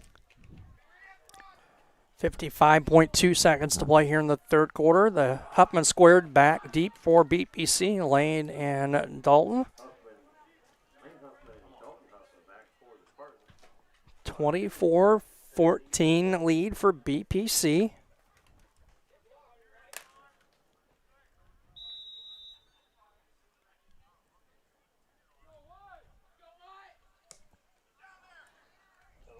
Kick's going to be fielded by Lane Huffman. He's going to turn and spin as he had to pick it up after it rolled past him up the center of the field. He's going to get wrapped up, though, by Lane Huffman on return, taken down by Alger. I'm trying to see who that was on the tackle. At their own 29-yard line. They said Caden Alger, but so Spartans 1st and 10 here. Ball on their own 29-yard line.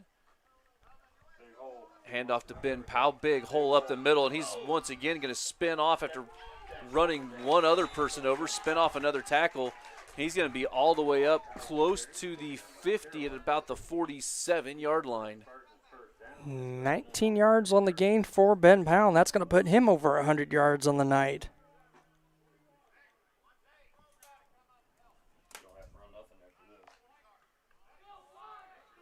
So this will probably be the last play of the third quarter. Split backfield for the Spartans. Handoff up the middle. He's going to get the ball, I think, right to the 50-yard line. And that's going to bring the third quarter to a close. 24-14 the score here from Kincaid South Fork. Your Spartans on top.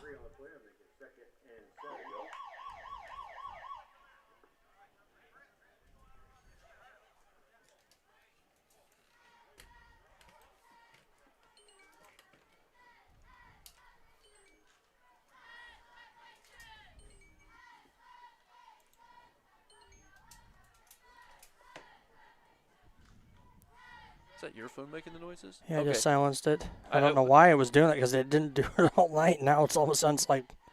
I'm like looking over here like, what's going on? What? Yeah, I know. I thought the same. I was like, what the heck? I'm hungry. Me too. I'll find some place to eat, I guess, on the way back. There's a Portillo's sign on the way down here. I'm not a fan. Really? Yeah. I've never heard anybody say that. I don't think I've ever eaten it. It's good. But all I've ever heard is how great it is. That's why I was hoping we got done. We're back. We came in and we're talking about food because we're all just like, we're hungry. We're talking about Portillo's, and I kind of shocked Coach Drillo, and I was just like, I'm not a fan. And that one time after the Peoria Heights Right. game, I saw you there. Spartans come out here for 2nd and 6, it looks like. Quick pitch to Powell, but there's whistles blowing the play dead and a flag thrown right on the 50-yard line. And once again, they're going to get a false start on the Spartans. Kramer pulled over like bounced right before. That's 7 for 60 or 8 for 60 now on the penalty. I don't have a single penalty on South Fork tonight. As he tried to move that ball back 6 yards, and so 2nd and 12 now for the Spartans. They're going to come out now the split backfield, 1 wide receiver.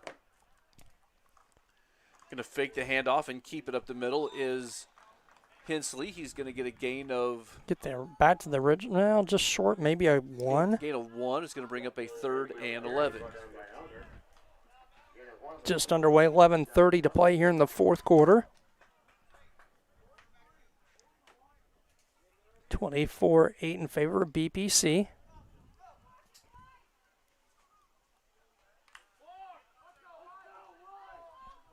So here on 3rd and long for the Spartans, 1 wide receiver, 2 in the backfield. High snap over his head. You got to get on it, and Ball still not. still loose. Kincaid got on it. South Fork's on the football at the BPC 30. So something that we hadn't seen for a while. You know, we'd seen some bad Right. snaps, but most of them been low in the ground, Right. and that one was actually over Hensley's head. So defense going to have a short field to try and hold the Ponies out of the end zone, up 10, 24-14, 11:07 to play here in the 4th quarter. Yep, need to get the ball back. Split backfield, 2 wide receivers here for South Fork. Going to hand off up the middle. 55. He's just going to drag players until enough white shirts get on him to stop his forward momentum. Looks like he's going to have a gain About of 5 or 6, it looks like. I think they might mark his forward momentum just crossed the goal line there. Across the 25, yeah, we'll call it a gain of 6. The ball to 24.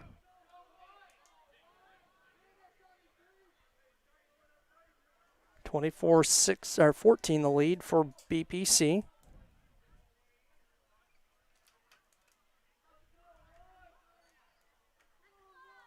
Kincaid comes out 2 split in the backfield. Going to drop back, look to Try throw, to throw throw. it down the far sideline. Almost intercepted by Hensley. Yeah, good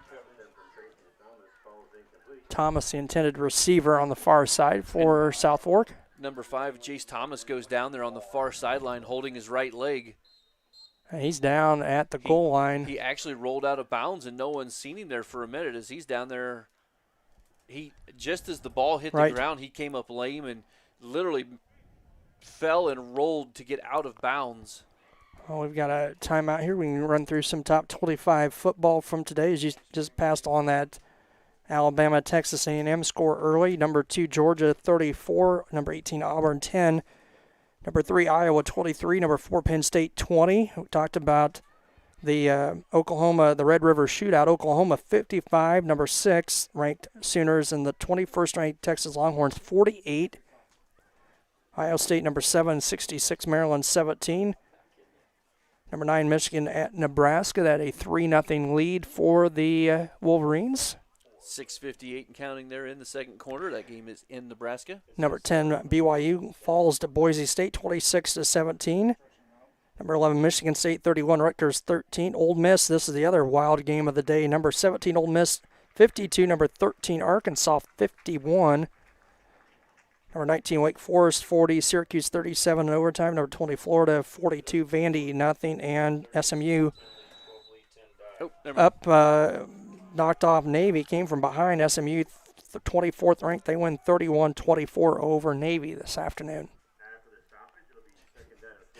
I may have got confused there for a second, Chris. We were going back to live action here, not here. So split backfield handoff's going to go. Oh, fake the pass. Oh, and Once again, good defense there by the Spartans as they faked the handoff, which got me, and then threw a quick pass over the middle. Single coverage there by Hensley on Noah Carroll, number 7 for the ponies. That'll stop the clock with 10:21 to play. And it'll bring up a Fourth and 4. Yep. You expect maybe Patterson, big man on this play. They're sending out single receivers to each side. And they are going to hand off to Patterson. He's going to take it to the near sideline, break a couple tackles, and turn it upfield. He stepped out of bounds right here. He stepped out of bounds by a yard right in front of the official. It'll touchdown for South Fork Ponies, but I don't know how you missed that. That was clear as day from up here. 10:13 to play, and it's a 4-point lead for BPC. 2-point conversion here. I don't think it really matters if you get it here or not. They're going to drop back and look to pass it over the middle. Patterson they are on the going catch. to get it as a quick hit over the middle to Joey Patterson. So that'll make the score 24-22. 24-22.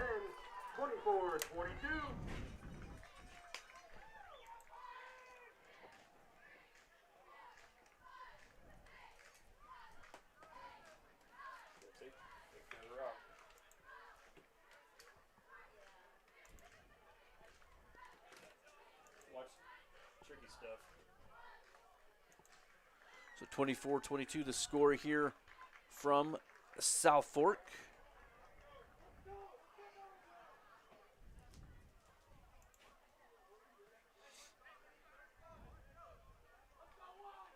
There is just over 10 minutes and 13 seconds remaining in the contest. So there's really no need for an onside kick here, Nope. other than if you just want to try to catch BPC off guard. Yep. But BPC does have some skill positions up there in front. As you see Bittner and Pierce up front there. Also 5. Yep, Brock that's Beekman. Beekman and then 71. Jackson Groudage. And he's going to kick it deep. It's going to be Dalton. fielded by Dalton Huffman. He's going to bring it to the near side. Just turn up field and get a decent return. Oh, and he's man. still going to stay on his feet. Finally gets wrapped up and brought down. But not before he crosses the 45 to about the 46-yard line.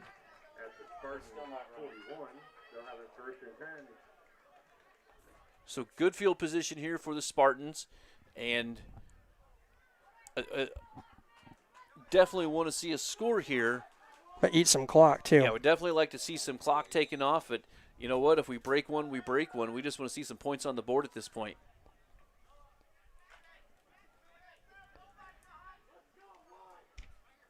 Split backfield, 2 wide receiver set for the Spartans. Handoff's going to come to the near side. That's Ben Powell. He's got to bounce it outside. Not a whole lot of running room. He's going to lower his shoulder and get the ball up close to about the 48-yard line. Gain of 2. Call a gain of 3. Give him a gain of 3 and bring up a 2nd and 7.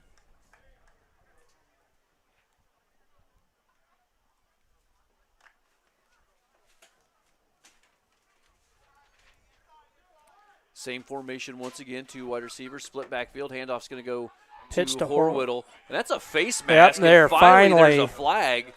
The first penalty against South Fork comes at 9:30 in the 4th quarter. Horrible brought down for a loss of a couple, but we're going to get the mark off from the line of scrimmage. And That was personal foul, face mask. yeah. Oh, yeah. When Yeah, that was clear. He cleated him Yep. with it, so That'll be a big 15-yard mark off. Move it into Pony territory to the 40. yeah, all the way up to the 40-yard line and a first down for the Spartans. Clock down to 9:22 to play. 2 wide receivers, split backfield. Going to be a keep this time by Hensley. He's going to catch a block and then get maybe 3 yards where he's knocked out of bounds. 56 on the stop, Brent Pierce. Well, it looks like they're going to gain a gain of about 4, bring up a 2nd and 6. And I hope this is setting something up because the Spartans have gone outside, gone outside, gone outside, and I'm hoping for a maybe something up the middle. Yep, something that looks like it's going outside, then a bust up the middle because they're. That gain of 4 puts Hensley at 120 yards. And there is the handoff up the middle Horwittle. with Horwittle. He's going to bounce it outside. He's to the 10-yard line. Finally going to get knocked out of bounds inside the 5. About 33 yards on the play for Dalton Horwittle. Will call it from the 36 to the 3.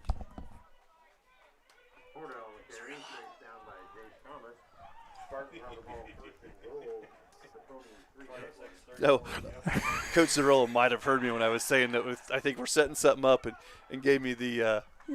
Yep. So first and goal from the 3, 8:48 to play. BPC up by 2.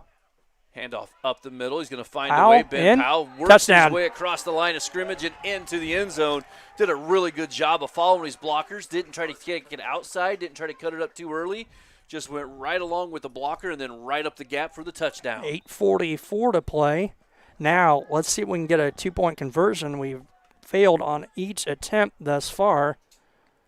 That's going to make it a 8-point lead, 30-22. So this is big. It is. Makes it a 2-possession lead for BPC.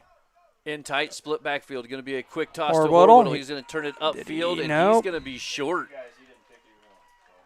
So the 2-point conversion have been the Achilles heel tonight for the Spartans. But that'll make the score 30-22, 8:44 remaining in the contest. Spartans up by 8.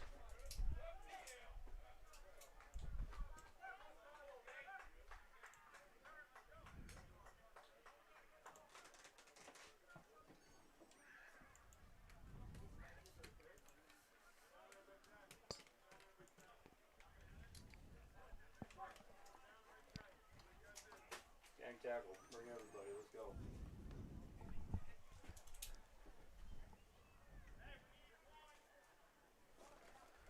Four, 3, 2, 1. And we're back here ready for kickoff. The Spartans have it teed up on the 40-yard line. Bittner to do the kicking duties once again.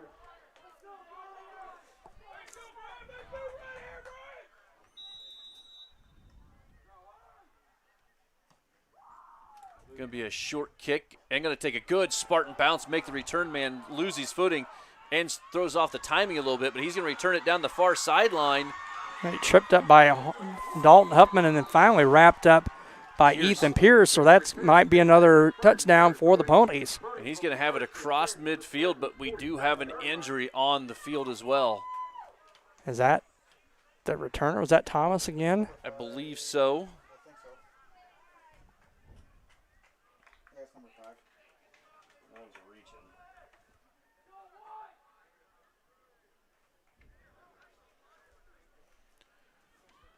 As we got the injury here, we're going to step aside for just a quick second, and we'll be right back. He just reached. He didn't try to tackle him. He just reached for him. I think he must be some extra cranky or something.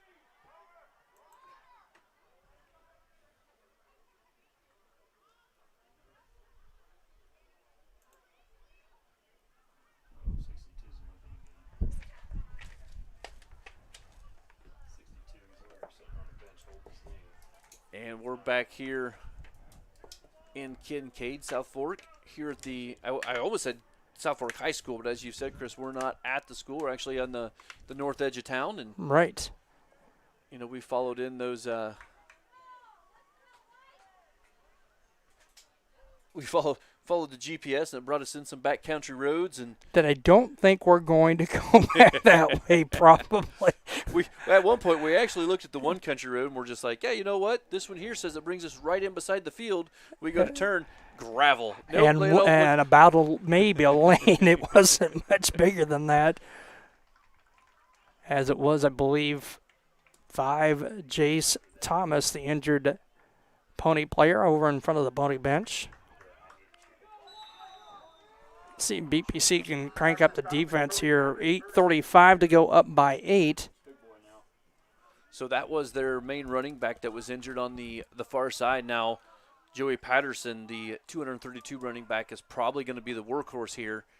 And they switched up, and now we got 2 at quarterback. Played, at least on that play, Jared Tracy, and he handed off to Henley, I believe, the quarterback. So they've moved Henley to running back. And gain of about 4. Brought in number 2, Jared Tracy, in at quarterback. Ball just inside the 45-yard line of the Spartans. Exactly 8 minutes remaining in the contest. 30-22 the score. Spartans on top.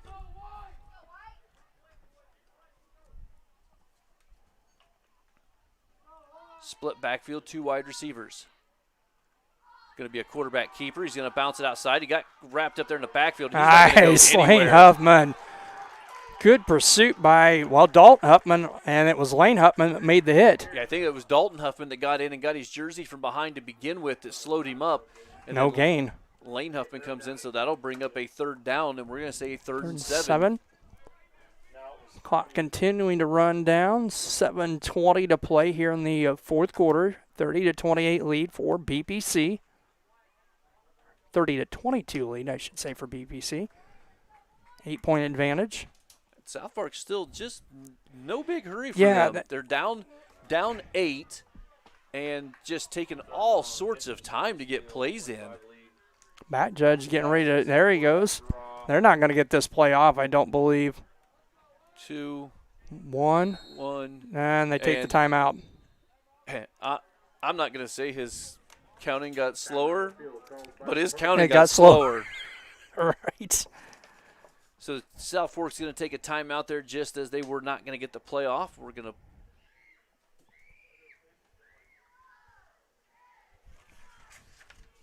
we're going to stay right here with you.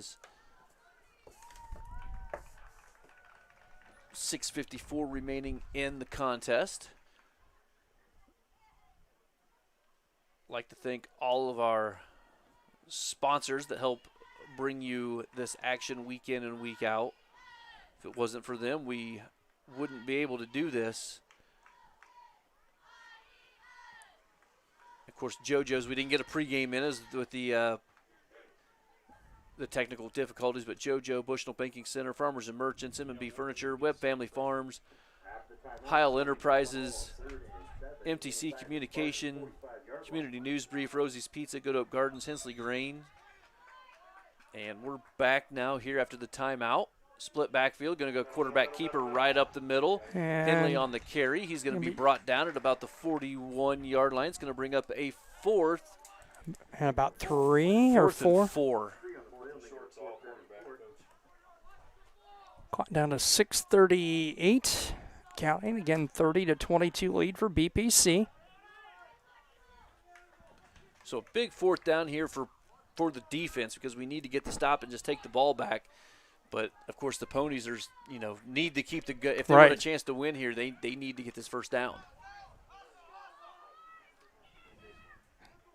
And a lot of time again by Kincaid South Fork getting to the line. Handoff's going to go direct snap to the quarterback. He's going to cut it back inside. He's going to get it out. He's going to have the 1st down and more. some more. Finally gets brought down, and I can tell you what this is right now. This is all arm tackling. The Spartans are not bringing their shoulder pads. And he's down. Henley is the injured player. He's going to take it from the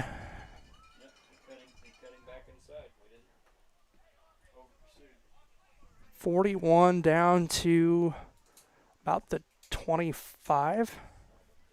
We've got another injured player on the ground. We're going to go ahead and take a break, and we will be right back.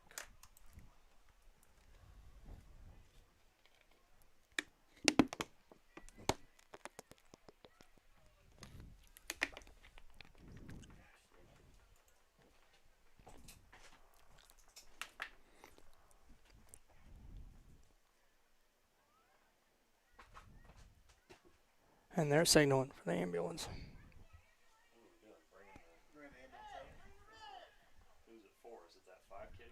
Quarterback.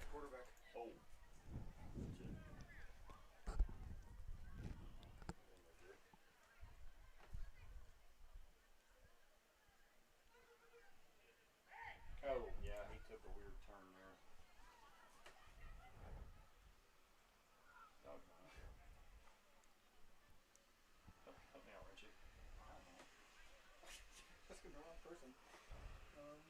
Where is it? And we're back here. Kincaid, South Fork High School, score 30-22. Spartans on top, 6:02 remaining. Unfortunate turn of events we've got going on here is they've actually brought the ambulance out onto the field. Heard Coach Zerillo play the replay down there and say that he got turned in kind of a weird angle. So Curtis Henley, I've seen him at quarterback some tonight, number 8.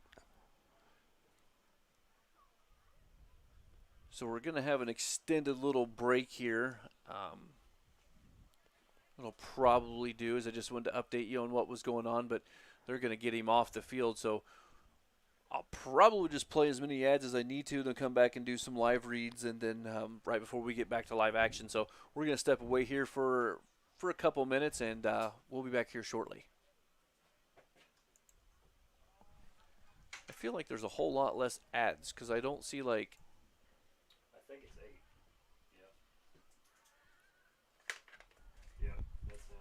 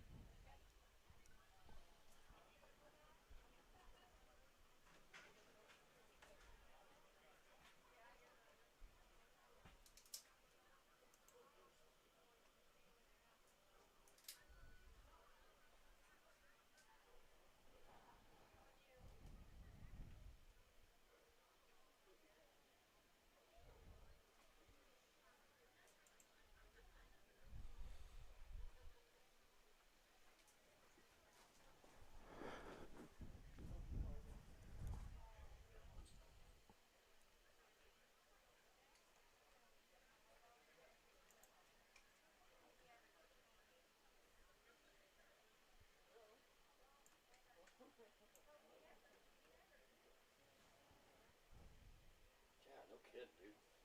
That's so unprofessional that you just did that. Yeah, I noticed you kind of jogged over there like a teenage girl, too. Unbelievable. Left the sideline. Huge defensive stand, and you got a piss. What kind of... And we're back here, Kincaid, South Fork. I know you do. There's nothing you can say. 6:02 on the clock. We're still at a injury timeout. As we said, that one of the Kincaid players is down on the field. They've had to bring the ambulance out here. They're getting him loaded up on it. But if I'm not mistaken, though, that well, we don't need to talk about that. But Chris, this has been kind of the tale of two teams again tonight. But unfortunately, it's the opposite. As we came out.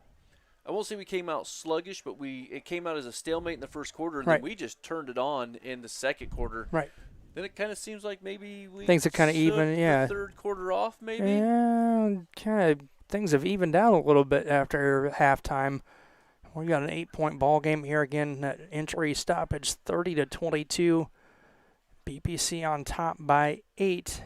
6:02 to play. It was a fourth down play that Curtis Henley picks up about 15 yards for the Ponies, and he was the one that was injured on the play at the end of the play. And Ponies will have it 1st and 10 out of the when we get back to action on the field.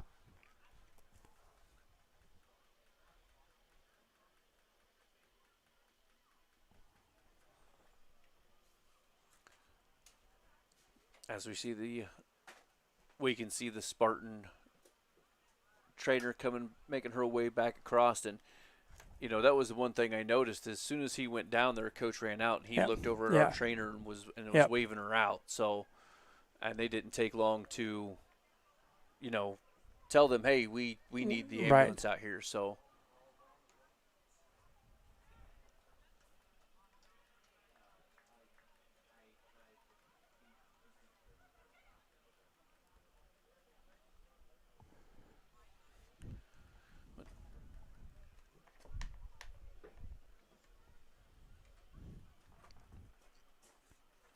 When I was going through these, I found this one here. They're getting him off the field. He gives a thumbs up to show that he's all right, so that's good to see.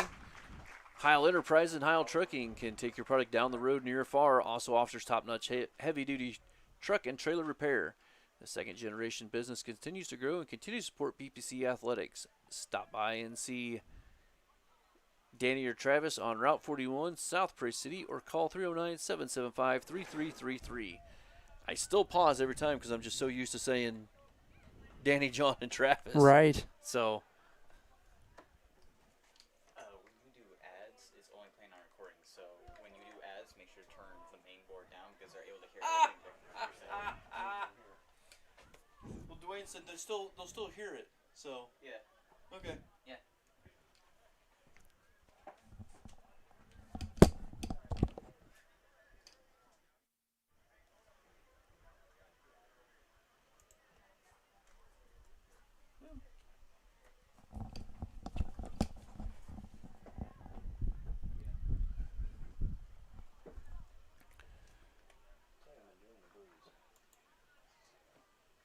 So they're getting the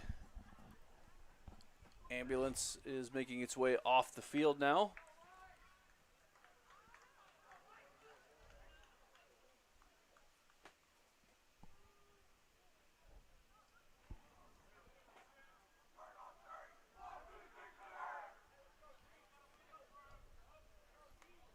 So it'll bring up a 1st and 10 now for the Ponies.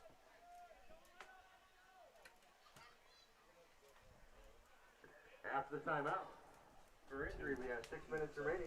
Your Ponies trail by 8.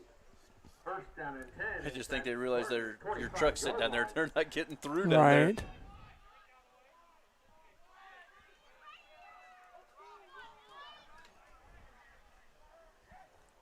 So the handoff is going to go to Patterson up the middle. Good, maybe strong 3. power. It's a good power run forward for him on that one.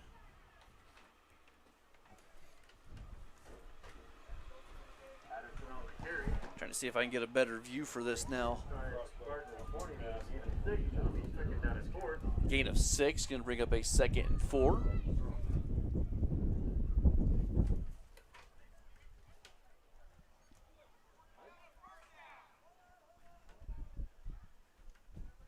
Should be now. There's some confusion. This should be 2nd down. Should be 2nd and 4. Yep. Because that was a 1st down on the injury play.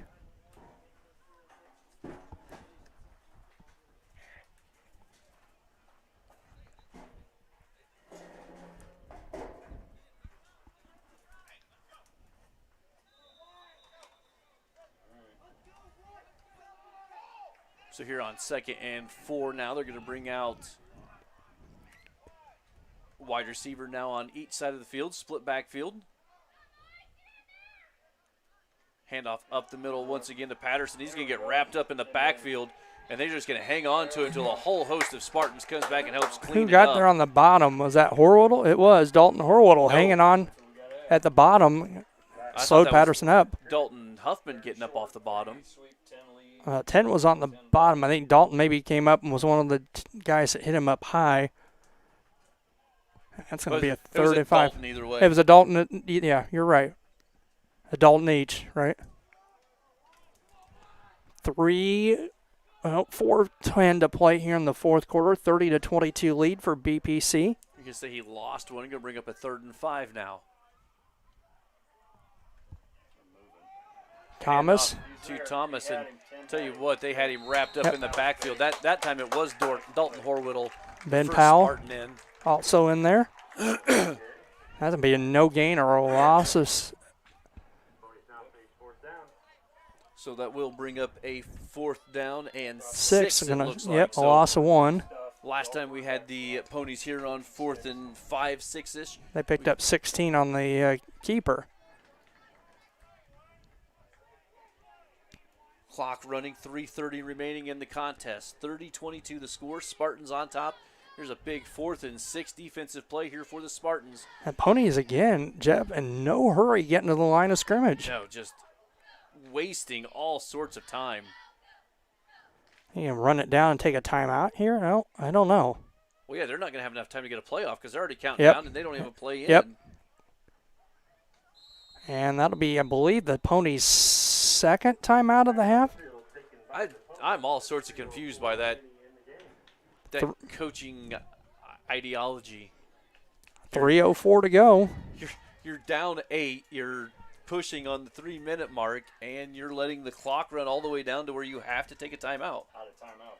And they're out. And I was and going to that's say, the I last thought they time. were timeouts. That's the second. I was gonna say that's the second one we've seen them run the clock all the way down and have to use a timeout. And they took one on that opening. They took one on that opening drive a couple plays into the Right. half. So they were out at timeouts right now, with 3:04 to play and down 8. What strategy are we missing here, Coach? Yeah, me. It's a bold strategy, Cotton. Coach said he thought they were just burning clock. I don't know why you wouldn't want to keep that timeout, but I don't know. As the famous quote says, that's a bold strategy, Cotton. Let's see how this plays out.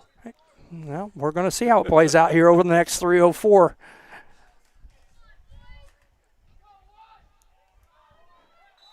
So here it is on 4th and 6. Pretty much the game on the line here on this play for the Ponies. You're going to drop back, look to throw it over the middle. Overthrown and That's us. Let's go. incomplete. 3 minutes now. Looked like Hensley down there on the coverage. There was some contact, but I think they're going to wave it off, kind of incidental contact. So BPC takes over on downs, 1st and 10 from their own 19-yard line with 3:01 to play. And again, the big thing, like before that place, No timeouts. no timeouts for South Fork, Kincaid South Fork. I mean, 2 first downs, 1 first down, Mhm. and this is pretty Yep. much over.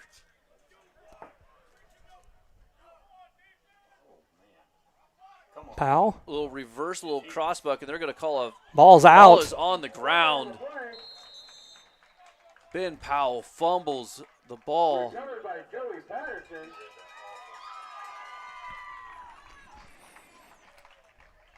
And there's a flag on the play. Let's see what the flag is.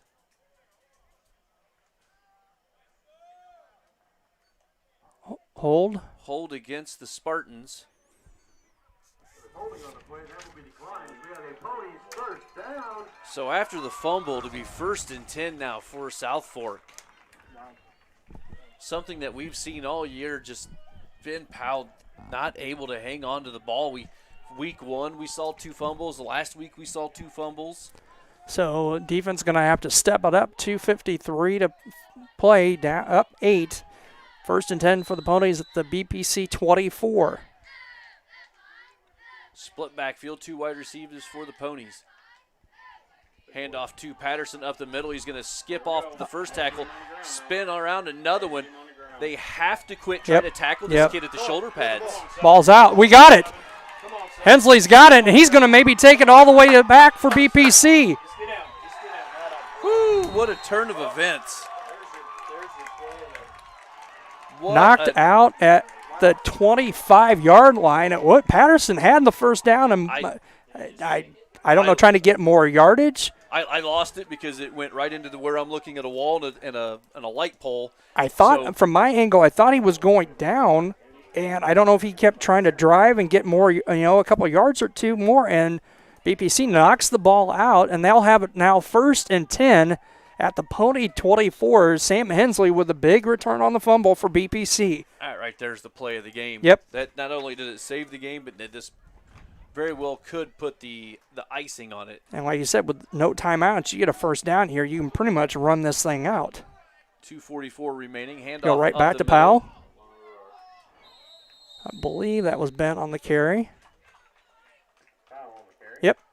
Hit first by Carroll. Get gain of about 3. Bring up a 2nd and 7 now for the Spartans, and I guess that's one way to make sure he gets his confidence back. Hey, you know what? You just fumbled it. Let's just brush it off, and I'm going to give you the ball the very first play. 14 carries for 117 yards for Ben. Sam Hensley also over 100 and plus yards on the night for BPC.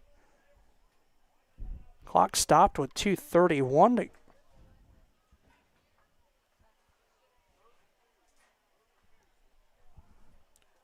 Yeah, he gave him the wind-up symbol, went over and said something to him. And the clock's still not moving. Now they reset at 2:16, and now the clock continues to wind. Yep. And you know what? We've seen the clock. Yeah, you know, be a little a little home cooking with it. So down under 2 minutes to go now. Spartans are going to be in the offset eye. They're just waiting for that back judge though to start counting down. Something we've seen all night from the other side, but this time it's actually with a purpose. Handoff straight ahead. Ben Powell's going to bounce it outside. I think you just take that one straight up the hole. Yep. Going to lose a couple yard or so on the play. You can take it down to almost 1, right? Take it down for a loss of 4 on the play. I'll make it 3rd down and 11. So it's going to make it 3rd down and 11. It should be down right around the 60-second mark before they have to snap it. And 120 and counting. so is this like the pros where they could do it, where they could take the penalty and the clock still keeps running and they can effectively run 1:30 off the clock? So they're going to spread it out with 4 wide receivers here on 3rd and 11. They'll let that thing count all the way down. And there's the snap. Hensley's going to look, roll out to the near side, and it's going to be a design quarterback keeper all the way.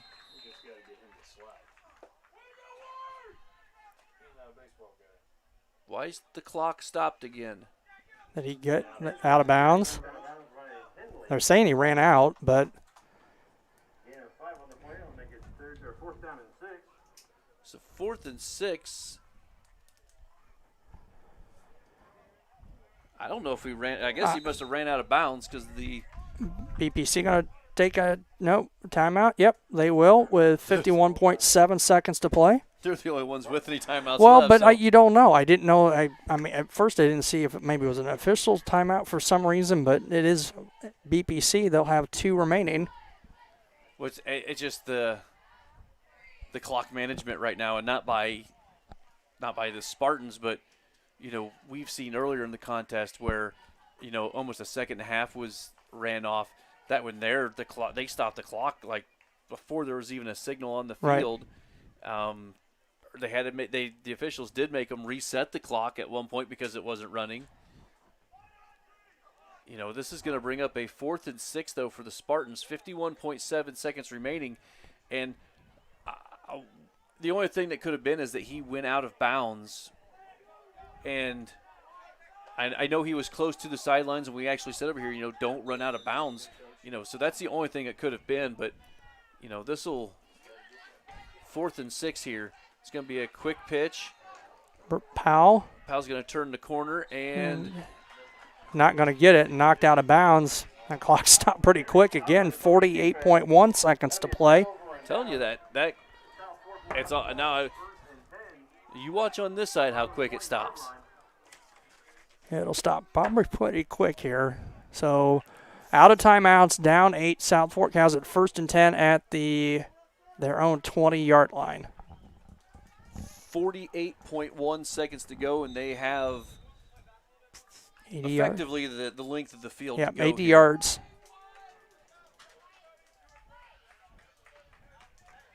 They are going to bring out 3 wide receivers. 2 to the far side. Nope, now they're going to switch it up. One's going to come back in motion all the way across to the near side. 3 wide receivers set, 1 setback.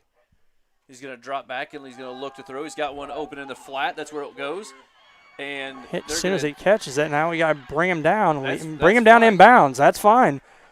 They say he get out of bounds again. There's no way he was out of bounds. Not only was he drove backwards 4 yards by the loss of forward progress, but then they stopped the clock saying that he stepped and that out. got him out of bounds.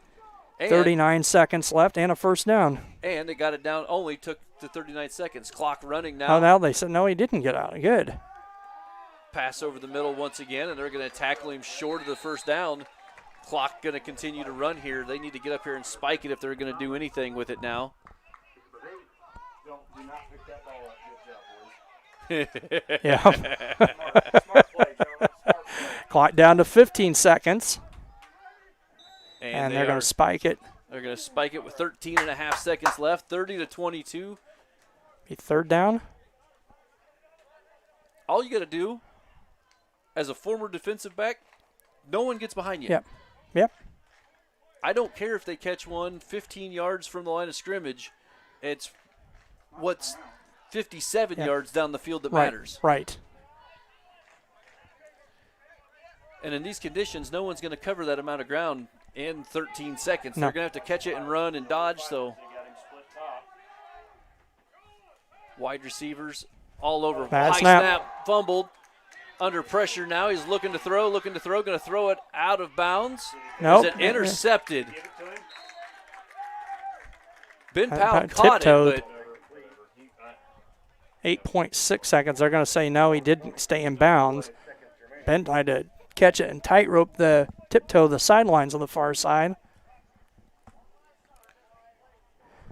but Crazy second half here. Got to watch that Yep. far sideline. Yep. Number 5, Jace Thomas, one of their star players, is up there on an island by himself.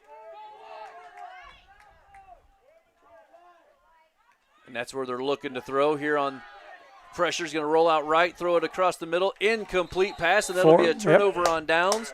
4.2 seconds remaining. There it is. Pass incomplete on fourth down. Be a turnover. And the Spartans will take over first and 10 with 4.2 seconds remaining in the game.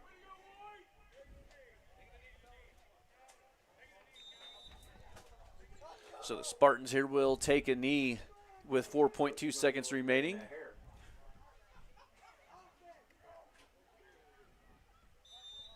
And that will do it. And that will be a close to the game as Hensley takes a knee. 30-22 the final score.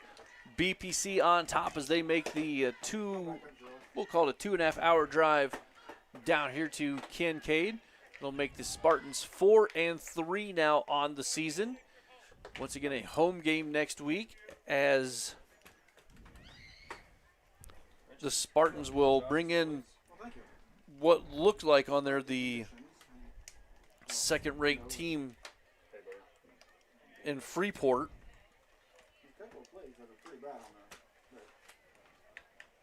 Just looking at Freeport, they're 30-22 final.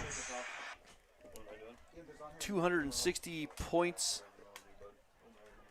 They've scored 260 points and only given up 78 this year. Yep. And that was before this week's game. Right. You know, I know you said that you believe they lost this week, so at Milledgeville, but Milledgeville is also Highly ranked. fourth-ranked Right. team coming into this Right. weekend. So let Chris get some stats figured up here.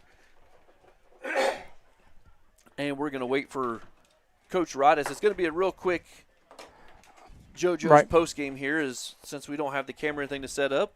And we got a long drive back to Bushnell area.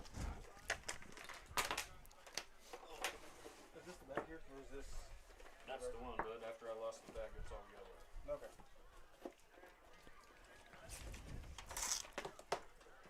Magically had no idea where. So 30-22, the final score again.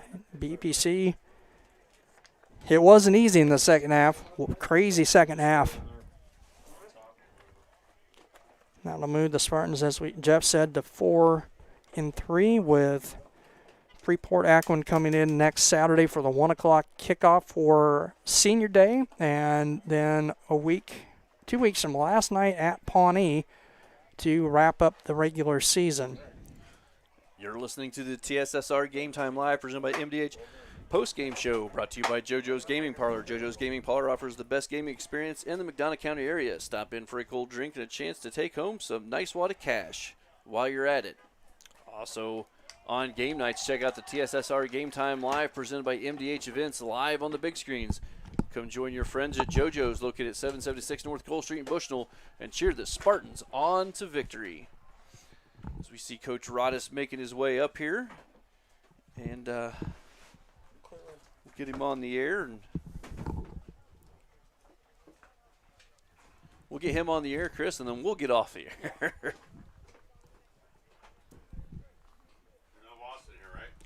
No, we got rid of them all for you, Coach. Good. Good game down there, big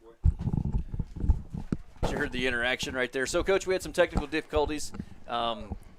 It's kind of hard to believe the internet here in the back country is not very well. So, this is old school. Yeah, I like it. That's okay. All audio. We did record the game, so they'll be able to put it on. They'll have highlights for the highlight show. But I think we might have had a premonition on Monday when we said – you could probably put this team away early, but if you let them stick around, it's going to be a dogfight. Right, and we let them stick around. As I say, welcome to the dogfight. So yeah, and we came out on top, and these guys kept fighting. We made some big mistakes, and we didn't let it get us down.